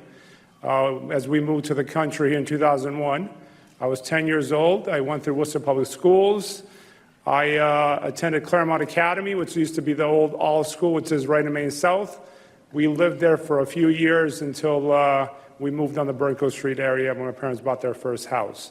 So I've been a product of Worcester Public Schools. During my junior year in high school, I actually met David Rushford, who had a similar camp that we're doing here with you guys for the past 5 sessions, but it was for students in high school. So David kind of, put me in the program and then afterwards hired me as an intern. So I've been with the city since I was 16 years old, and I'm 34. So you guys kind of do the math. I started as an intern. I worked with the mayor in the mayor's office in college. And then when I graduated from Holy Cross, I started full-time in the clerk's office. I started as a principal staff assistant. I was promoted to assistant director of elections, assistant city clerk, and then city clerk in 2020. So throughout this whole time, since I started full-time, AJ, who's the deputy city clerk, has been with me in the office. So he's been part of the operations. And then Claire, we hired in 2020. So I'm pretty proud of the team that we have down there. We have about 20 employees, and we'll get through the divisions that we kind of represent after AJ and Claire do their kind of intro. But, it's an extensive department that does a lot of different, services for the city of Worcester, and we'll get into that. But I've been in the city about 10 years, close to 13 years now full-time. So it's an honor to, serve as clerk, and I'll pass it on to AJ, and we can kind of start with the intros. Thank you, Nico. Good evening, everybody. Thank you for having me. Thank you for having the entire clerk's office. So what I'm going to do is I'm going to quickly go over one kind of aspect of what the city clerk's office does.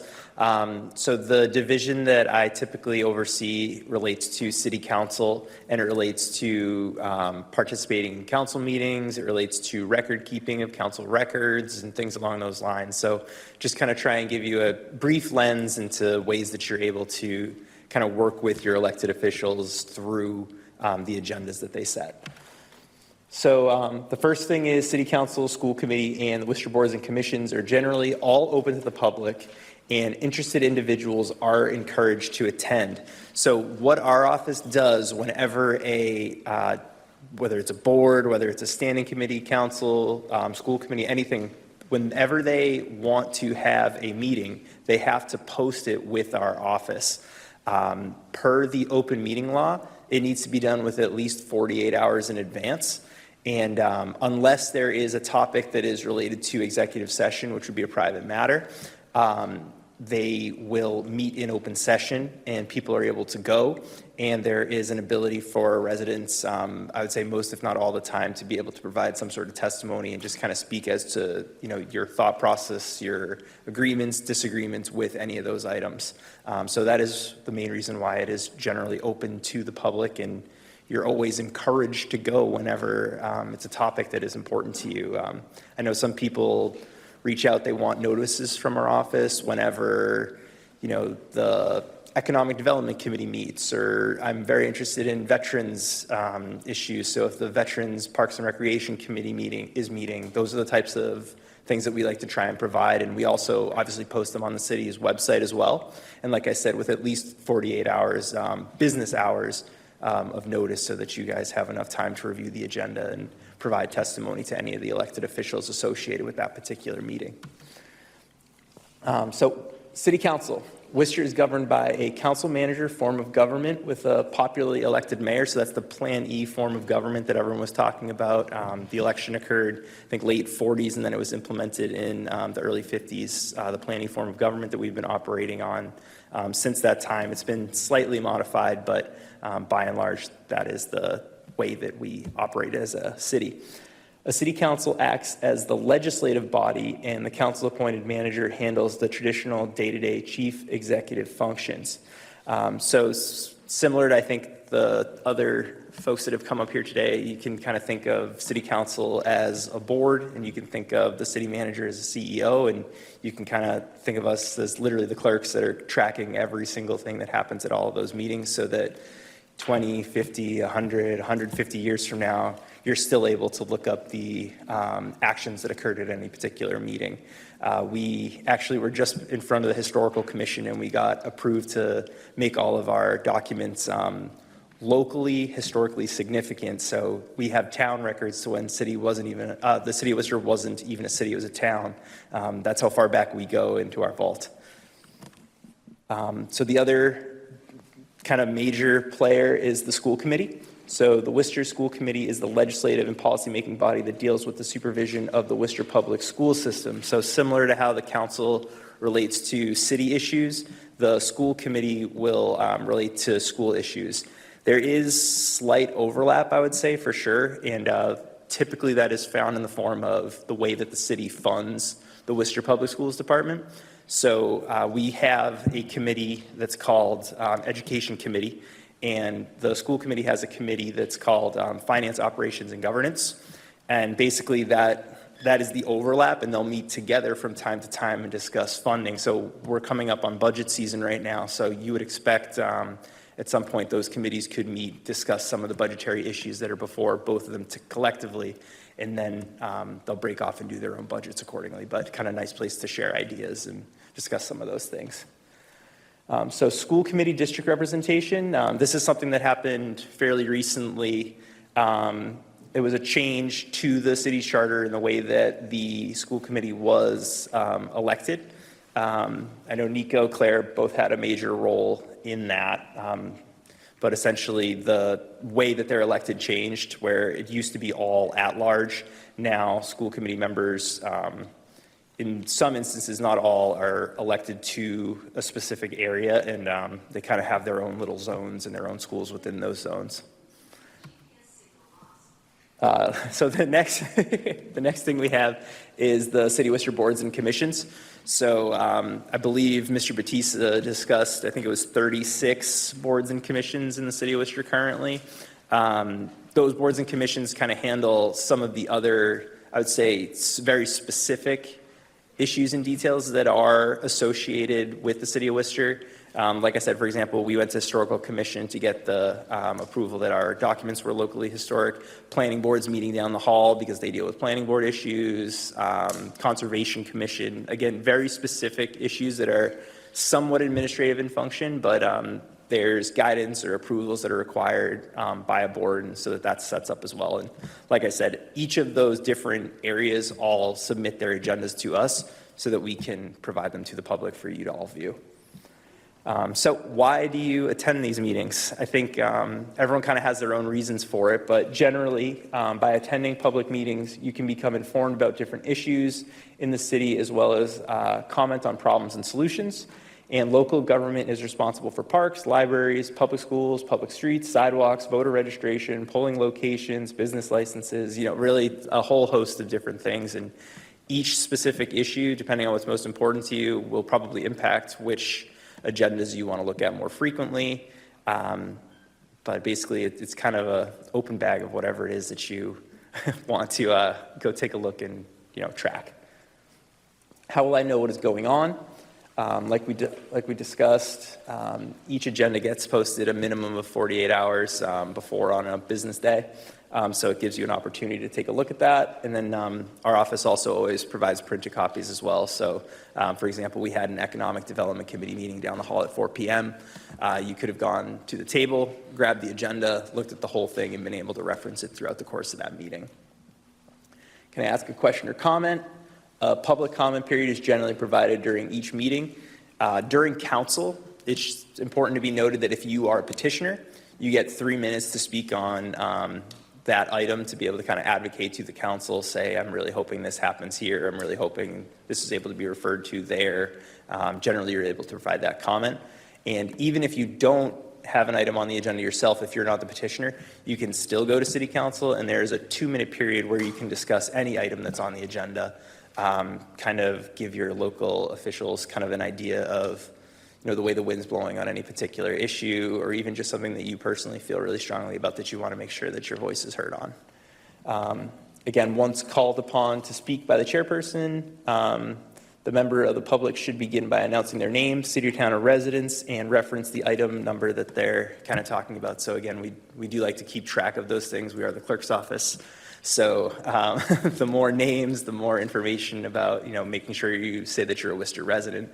And obviously that's important as well because the local officials obviously want to weigh the residents of Worcester ahead of anyone else. So suggestions for advocating for your case. Attending public meetings helps keep you informed of issues and is a forum to express your comments and suggestions.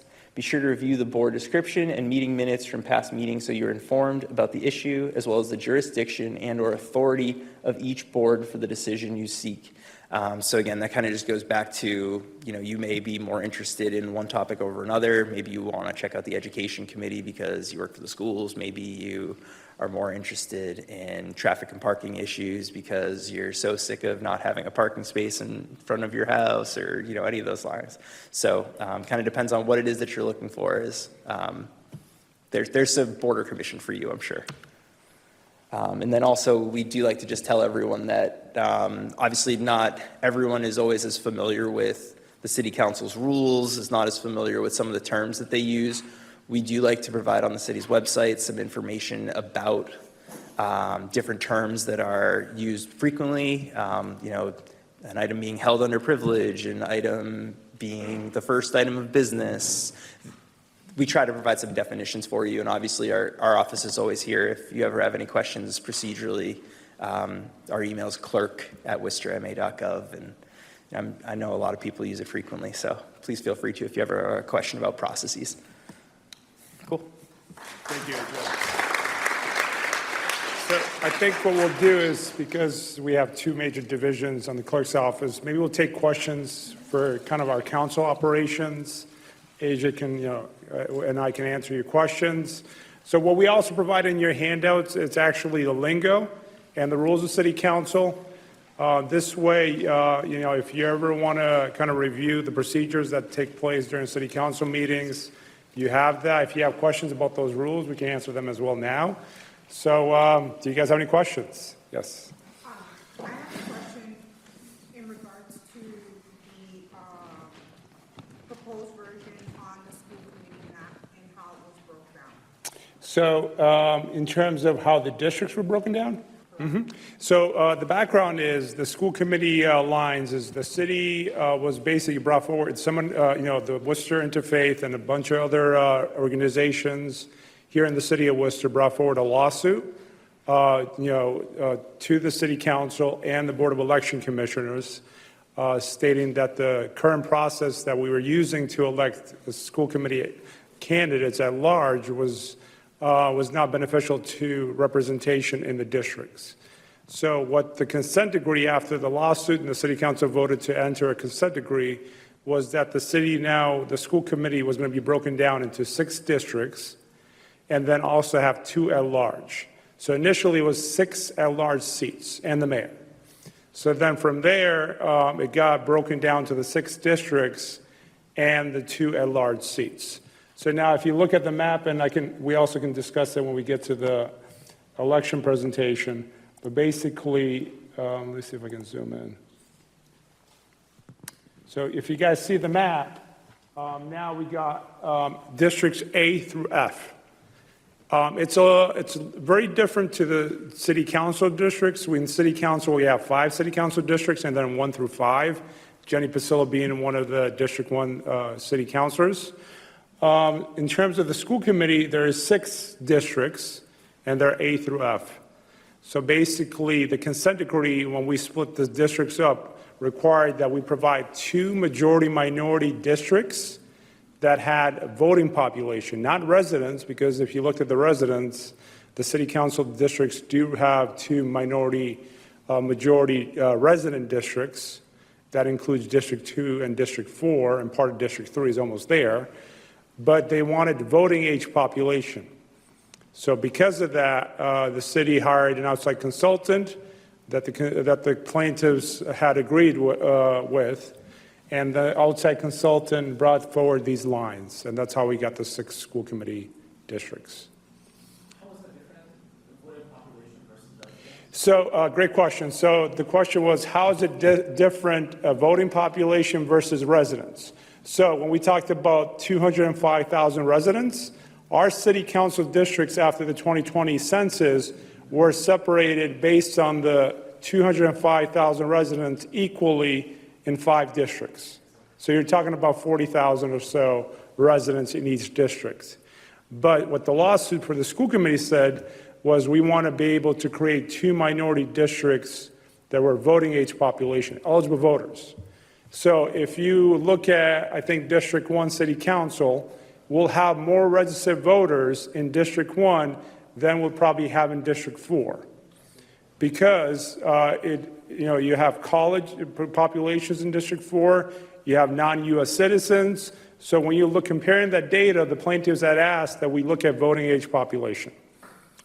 So that's why the districts look a little different, and that makes our election system a little more confusing to interpret, which we can cover in the election slides. We can do a follow-up. Go ahead. Another quick question. What would it take, now that you're saying that our city has expanded, there's more people, right?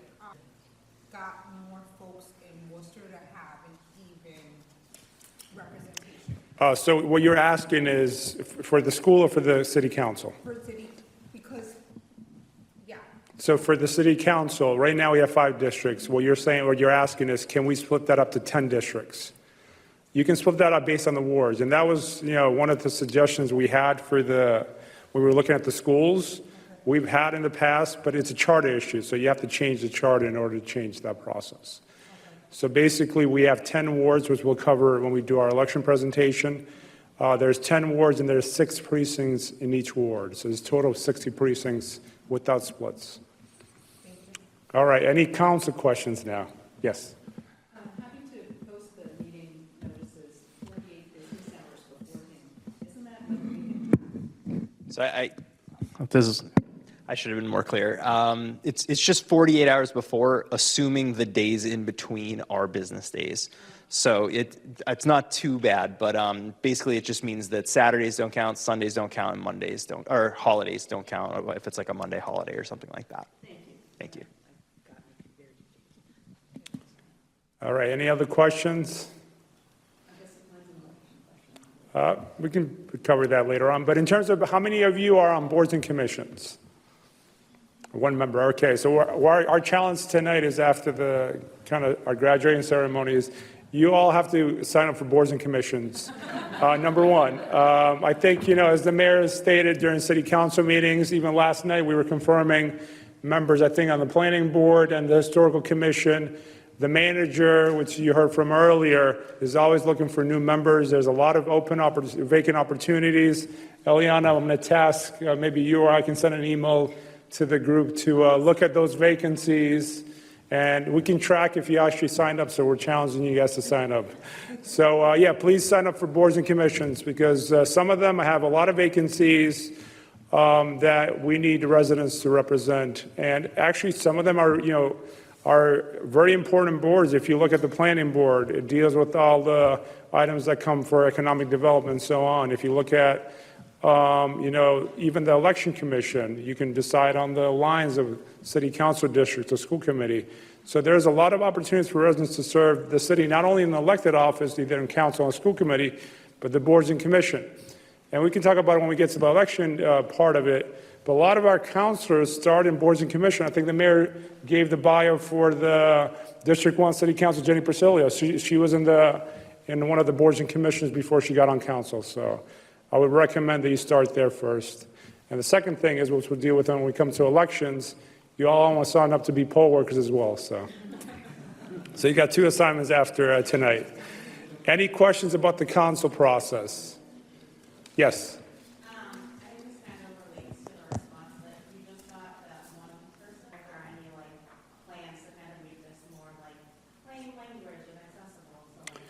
That's great. That's a great point, and that's what we are hearing from residents. I think since 2020, one of the things that's been positive is the virtual option. Our virtual option has helped increase participation. If you track the number of people who are participating during the public meetings, that has increased. In terms of the rules, that certainly can be an avenue that the council can always pursue, or even the boards and commissions, to make it a little more accessible. I think since I started in the clerk's office, we've had mock city council meetings, maybe more civic kind of classes like this one, to at least get the residents. And I think that was the discussion we had with the mayor and the rest of the committee when we designed this program, is to give you guys the opportunity to understand the city, but also to know where to reach out to the department heads or to the different organizations that are within the city that can give you that accessibility. So That's certainly something we try to kind of deal with it on a daily basis. But the positive thing that we've seen is our number of public participation has increased since 2020 in council meetings. And you can probably see just the last couple of months of how many people are coming in the building and discussing issues here, either on boards and commissions or in city council. I think one of the things that maybe we can consider as a city council and as the clerk's office is having more advertising for committee meetings. I think the mayor can agree with me on this one. A lot of the council's work is done in committees.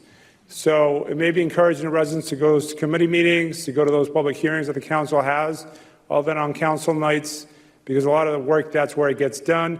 It's a lot more informal. In committee meetings, you can have 3 or 4 items. I think AJ had an economic development committee meeting tonight. His participation there, or traffic and parking, is actually a perfect one. A lot of the stuff that Donna Caloria, the chair of the traffic, and the rest of the committee, they're dealing with petitions from residents for residential parking. There's a back and forth conversation that does not happen in council in that manner. So I would encourage, maybe a little more advertising for those committee meetings from us. So certainly things that we can consider. Any other questions about council processes? Yes.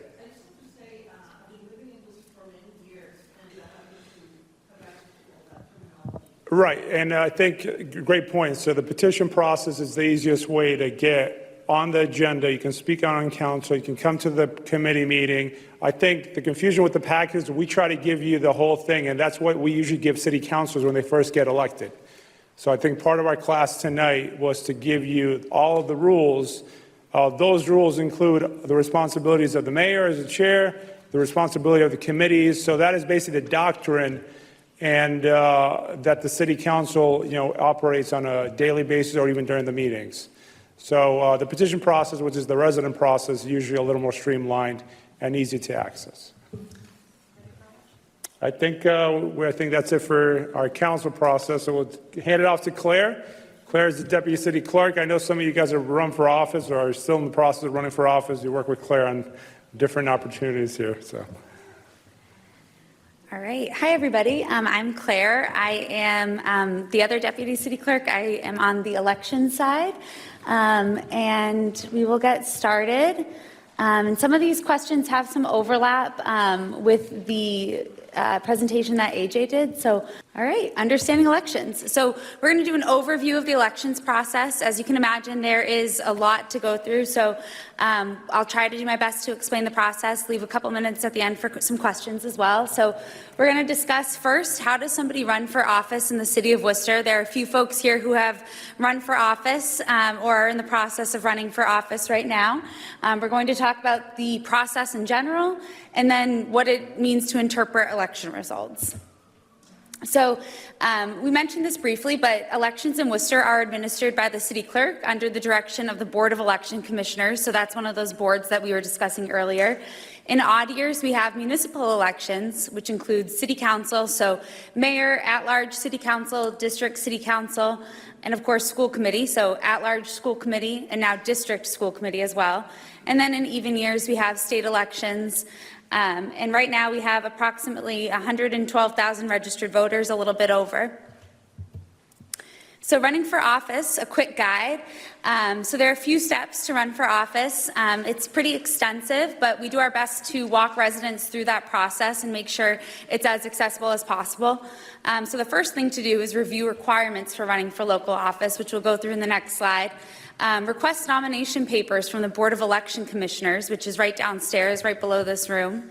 File the appropriate campaign finance paperwork, which is a big portion of running for office. Obtain signatures and return them to the Board of Election Commissioners, where we actually certify and verify each signature that's turned in. So if in the past few weeks you've been out and about and you've signed papers for a candidate running for office, we actually go through those and verify that you are a registered voter that lives at that address that you signed for. And of course, then campaign. So requirements to hold local office. If you are running to be any office in the city of Worcester, you must be a registered voter in Worcester. And any voter is eligible to hold the office of counselor at large or school committee at large if they have resided in the city for a period of at least 1 year. And then for district representation, it's if you've resided in that district for a period of at least 1 year. Nomination papers, so those long papers that you might see folks walking around with right now, in order to be put on the ballot, you do need to follow the nomination process, which means you need to state with our office that you intend to run for office and then gather signatures from registered voters. So if you're running for a district office, that's 100 signatures. And then any of the at-large offices, either school committee or council, that's 300 signatures. And then again, we verify those in our office. And the law does require that campaign expenses and contributions are reported by candidates. So there are two different processes for that. So for City Council, the state's OCPF, which is Office of Campaign and Political Finance, they oversee that. And then our office kind of accepts and oversees the school committee campaign finance. So anytime somebody takes out papers, we do give them literature and information about this as well, because this can be an intimidating part of the election process, but we're always happy to guide people to the right place. We talked in AJ's presentation about the city council districts as well as the school committee districts. So you can see this map here, city council districts. There are 5 districts. So we have wards 1 and 2 in District 1, 3 and 4 and 2, wards 5 and 6 in District 3, District 4 is 8 and 10, and then City Council District 5 is 7 and 9. So it is different than, like Nico mentioned earlier and AJ mentioned, it is different than the school committee districts, which are labeled A through F. So if you are not sure who your district representation is, whether it's on city council or school committee, we have lots of resources where we always encourage folks to go check out on our city's website. So we have a tool called Where Do I Vote? You can actually type in your name, your address, and it will tell you where you vote and what your ward and precinct is. So it'll tell you your ward and precinct. You'll be able to figure out who your elected official is using the Find My City Councilor tool, also on our city's website. And you'll be able to figure out where your polling location is. Kind of continuing on the conversation we had earlier about the schools and the councils. So I think when the council were designed, they were designed with the idea to represent residents, and that's why the map, it's 5 city council districts, and all the residents in those districts are equally, are equal to the whole 206,000. So you have 206,000, you divide it by 5. Every one of those districts has to have equal, kind of a plus, I think 0.5% or 1% in each district. What now has happened with the school committee districts, can you follow the list of precincts in school committee A? So city council, we know District 1, it's all wards 1 and 2.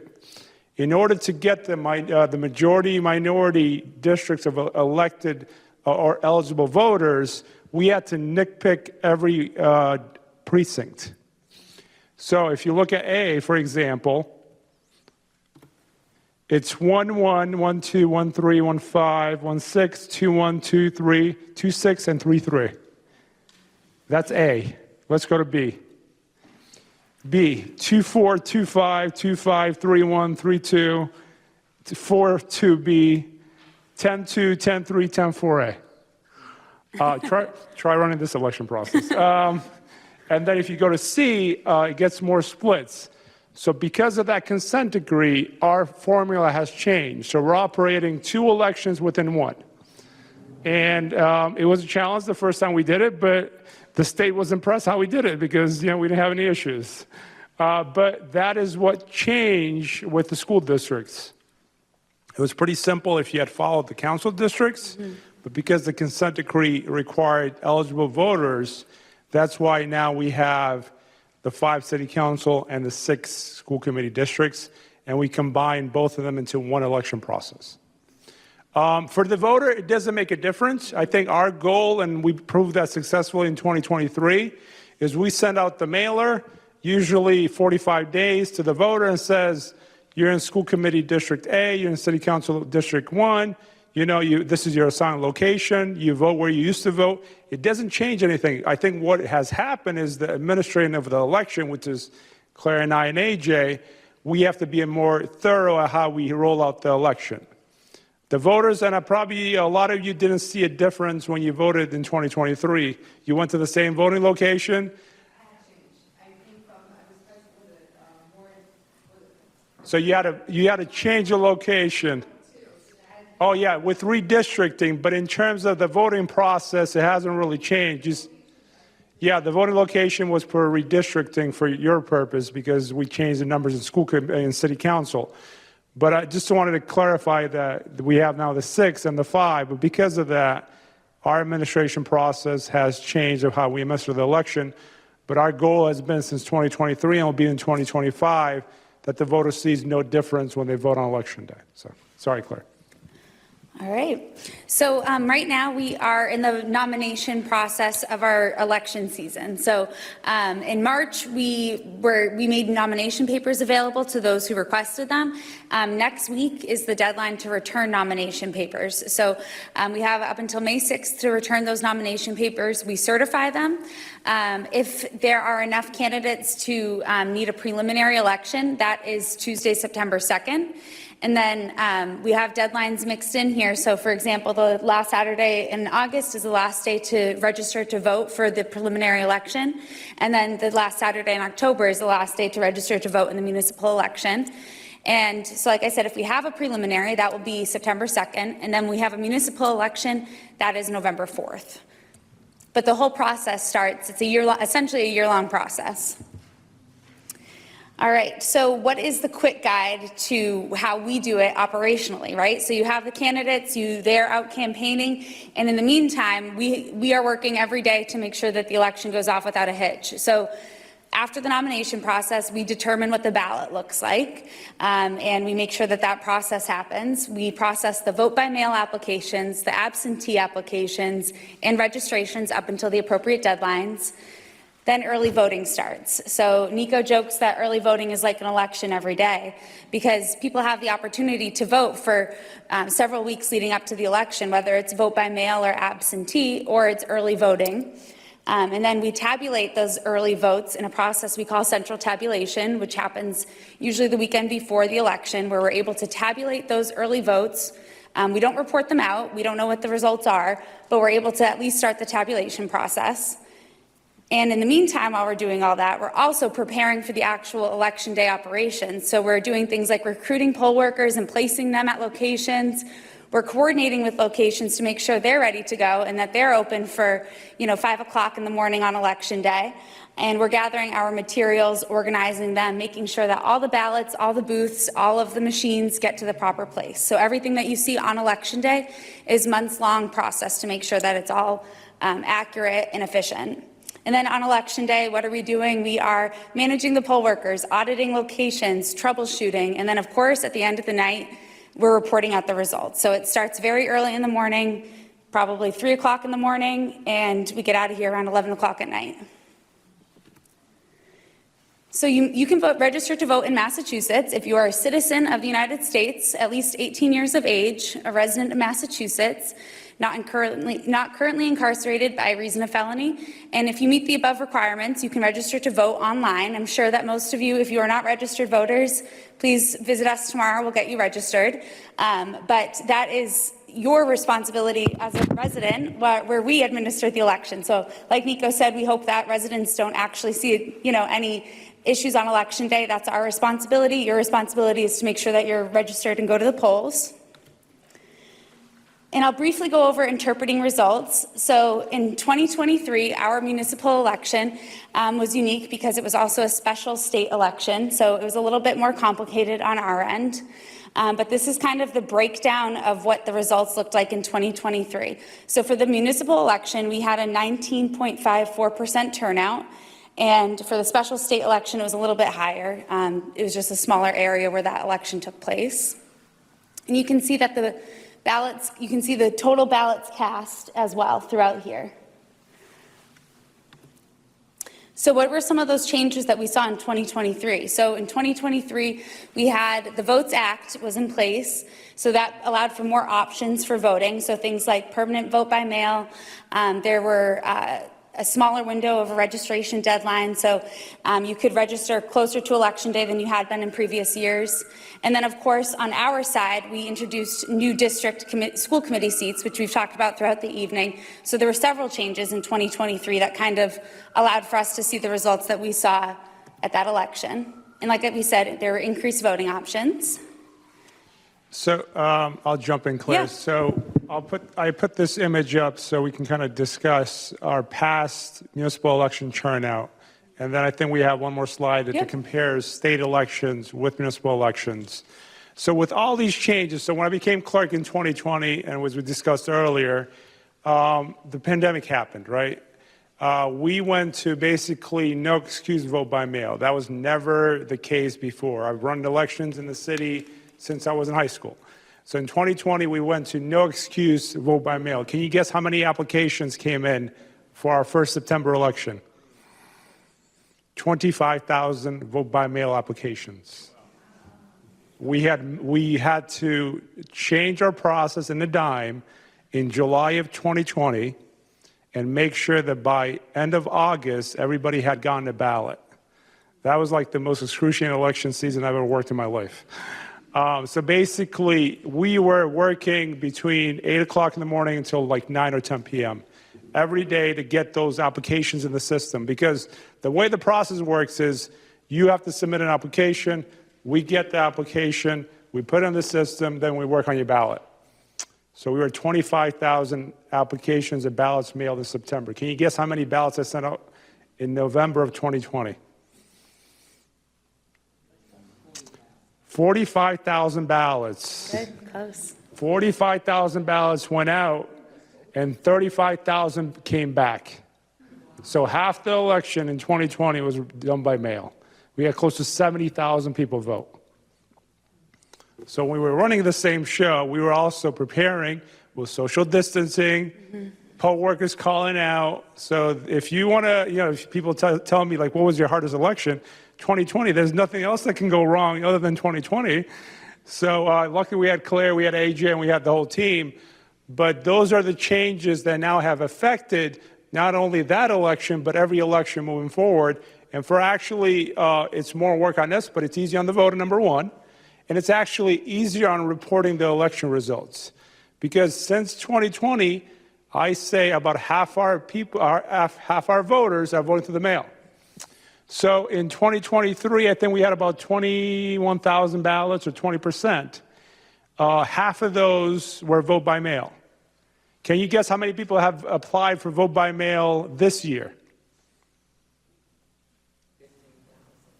8,000 people. Close to 8,000 people have already submitted their applications as of right now for vote by mail, between absentee and vote by mail. No excuses, vote by mail, It's a great question. So no excuse vote by mail means that it used to be that in order to vote by mail through absentee, you had to be outside the city, had a medical reason, you're not able to get to the polls because of disability or religion reason. So you used to get a ballot. Our largest number for absentees during presidential election was 3,500 to 4,000. Then we changed, we are sending 40,000. So no excuse vote by mail, anybody can get a ballot if you request it. So right now for 2025, we're close to 8,000 applications in. So that means come September, if we have a preliminary, 8,000 ballots go out, and people have that option to mail them back in, postage prepaid, drop boxes, that whole accessible process. So because of that, in my opinion, our numbers have started to go up again. So if you look at 2017, they dropped. 2019, they dropped. 2021 was low. 2023 started to go back up again. But the issue is, let's compare them with our state elections. So this is the issue that I've been dealing with since I first started in the clerk's office, and that's what issue that every election official, and I know Eliana wants me to wrap it up, but this is the issue that every election official deals with on a daily basis is voter turnout. If you look at 2010, 46% of the voters voted. It was a state election. 2011 went back down, local election. 2012 back up, state election, and so on. You're talking about presidential elections, 2020, 64%, 2016, 63%, 2012, 60%, and then a state election, 2022 is 38%. So let me ask you this, and now I can, how many questions do you think we have time for? I'd say maybe two. 2 questions. So I'm going to start with my first question, and I'll take 2 questions. What is your solution to trying to fix this? I've been trying for a long time. Go ahead. Or experience. Ooh, Get the mic. I get the mic. I've ran in the 2023 local election. I'm currently trying the process of grabbing nominations. What I find, and others find as well, you turn on the TV, everyone knows that there's a presidential election. And so I know that the local elections receive a certain amount of money to be able to like promote it out. But I think if it was like, hey, it's a local election, like people were really, I talk to people and they don't even know that there's a local election. So that would be my opinion. Just promote it out, even if it's on the Facebook or do live videos, or social media is huge, so. Okay. We'll do one more and then we'll do the questions. The hands of the candidates, because they're the ones with the best interest, so they get out there and they'll say, hey, I'm John Snyder, I'm running for something, I'm not running.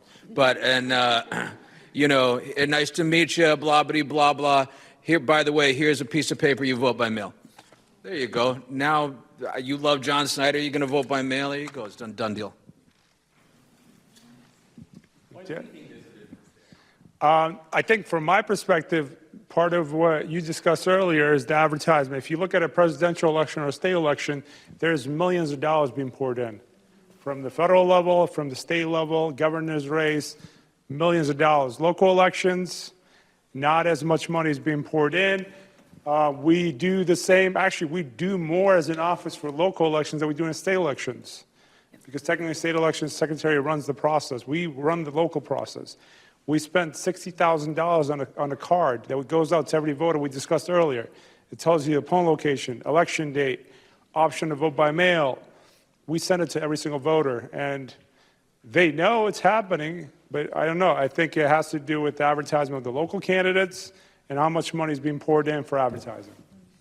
All right, so we'll take 2 questions. Go ahead. There's a bill in Congress to restrict voting. So the question was, there's a bill in Congress to restrict voting. In my opinion, elections are run by state. The Secretary of State is part of that lawsuit that is posted to the federal government. I think the federal government has never really intervened in election processes at the state level. They provided funding through the Federal Election Commission for auto marks, which are accessible, ADA accessible machines.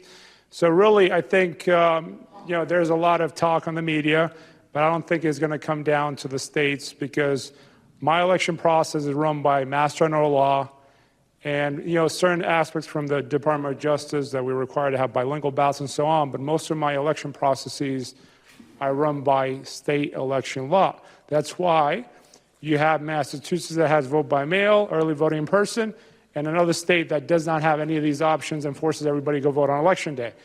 It's about the states and how they manage their elections. That's my 2 cents. Yeah.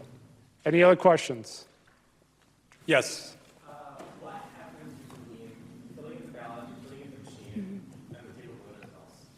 Great question. That's actually the fun part, because at that point, once we do that, our election is over.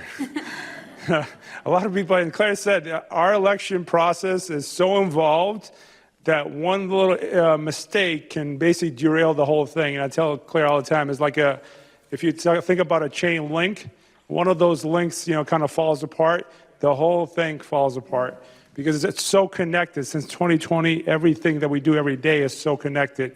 We cannot lose a minute, because if we do, then it delays voting processes, ballots being mailed, election day, and so on. So basically, we have 2 types of results in the city of Worcester.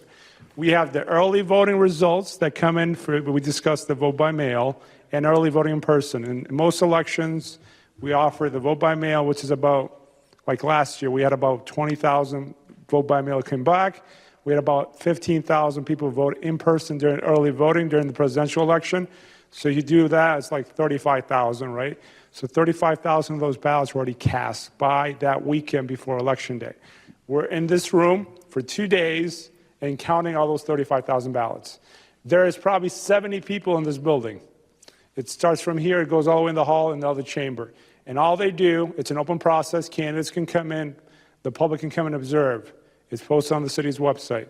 All we do is check names off on the voter list, open the ballot envelopes, maintain the secrecy of the ballot, separate the ballots from the envelopes, and then run them through a machine.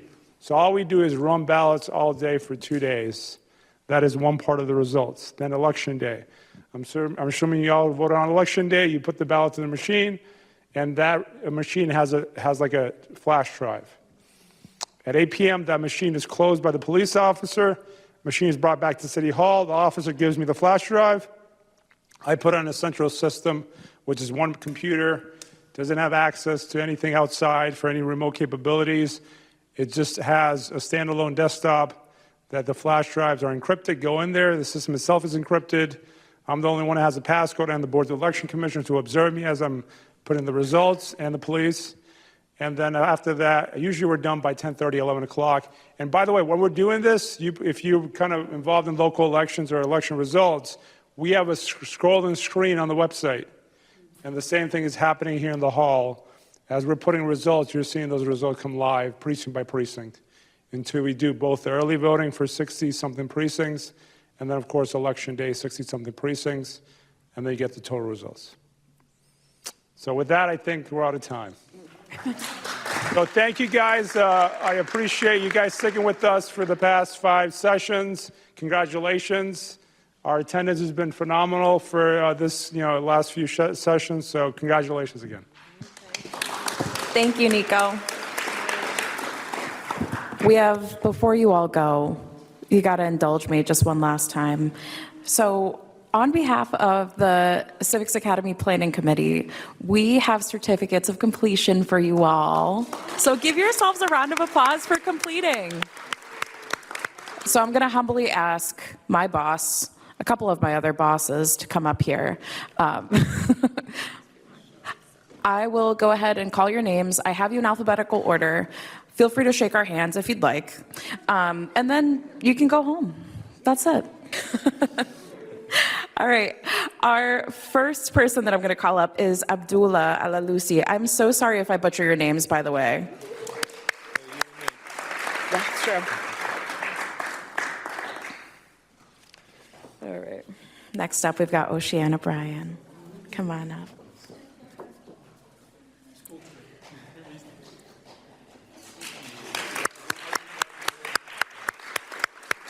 There you go. Louise. Oh my God, of course, thank you. There you go. Oh my God, congratulations. Thank you. He hates seeing me. I bother him all the time. Noel Choquette. Congratulations. Of course. Congratulations, thank you. Lindsay Daniels.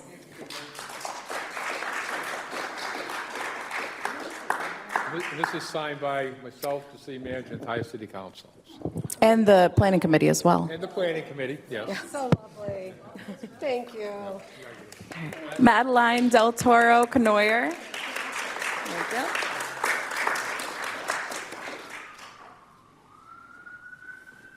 All right, for the pickleballers.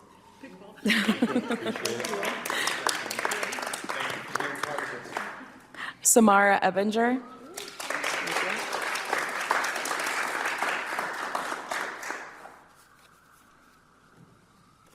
All right. Congratulations. Thank you, Samar. All right. Ibrahim Essa.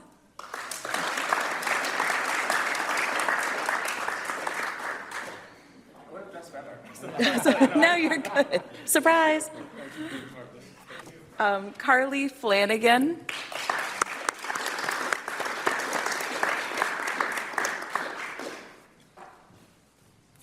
Congratulations. The mayor has it for you.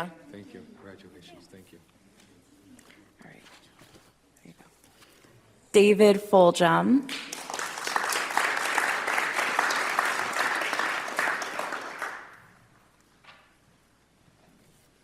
Congratulations. Pamela Gopal.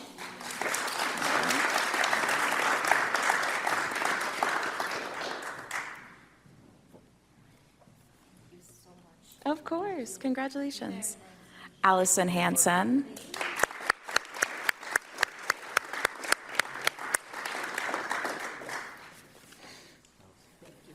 All right. Penelope Harradine. I didn't forget you this time.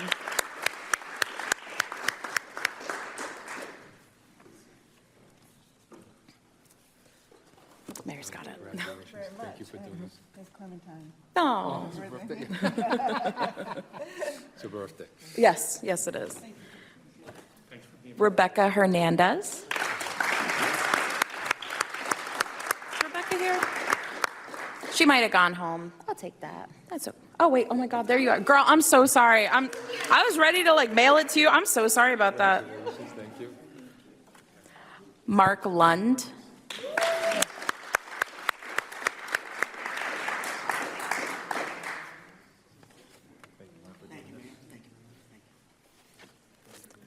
Corrales Masonette.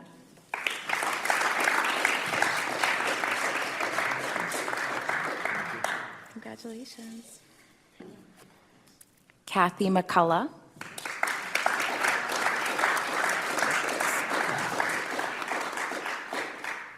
And William McCullough. They're a package deal. All right, so you've got Kathy's. Here you go, Mr. Mayor. She brought you in, huh? Maria Montano. Oh, really? That's so funny.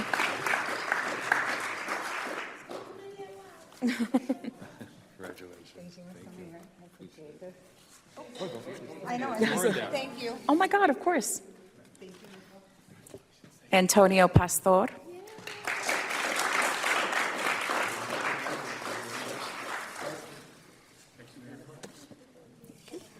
Paul Perlin. Hey, Paul, thank you for doing this. Is Judith Rajote here? I didn't think so. That's okay. I'll mail it to her. Christian Roberts.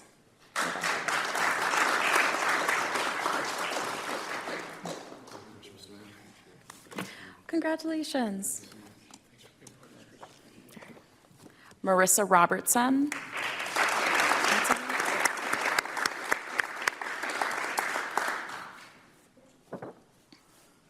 Congratulations. You're good. Congratulations. It's a Gonmia Newton San.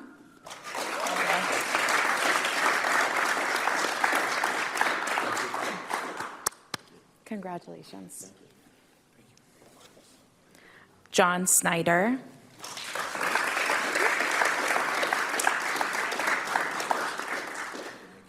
Congratulations. Job well done. Thanks for showing up. All right. Atef Soria.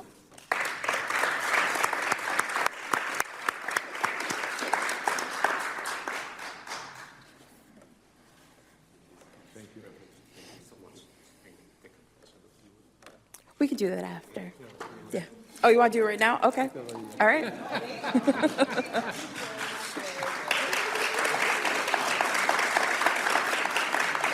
Perfect. Thank you so much. Congratulations. Trini Va.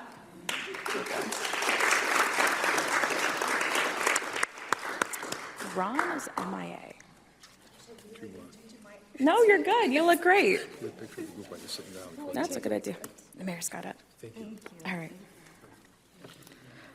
And that is everyone who's here right now. So congratulations. Give yourselves a hand.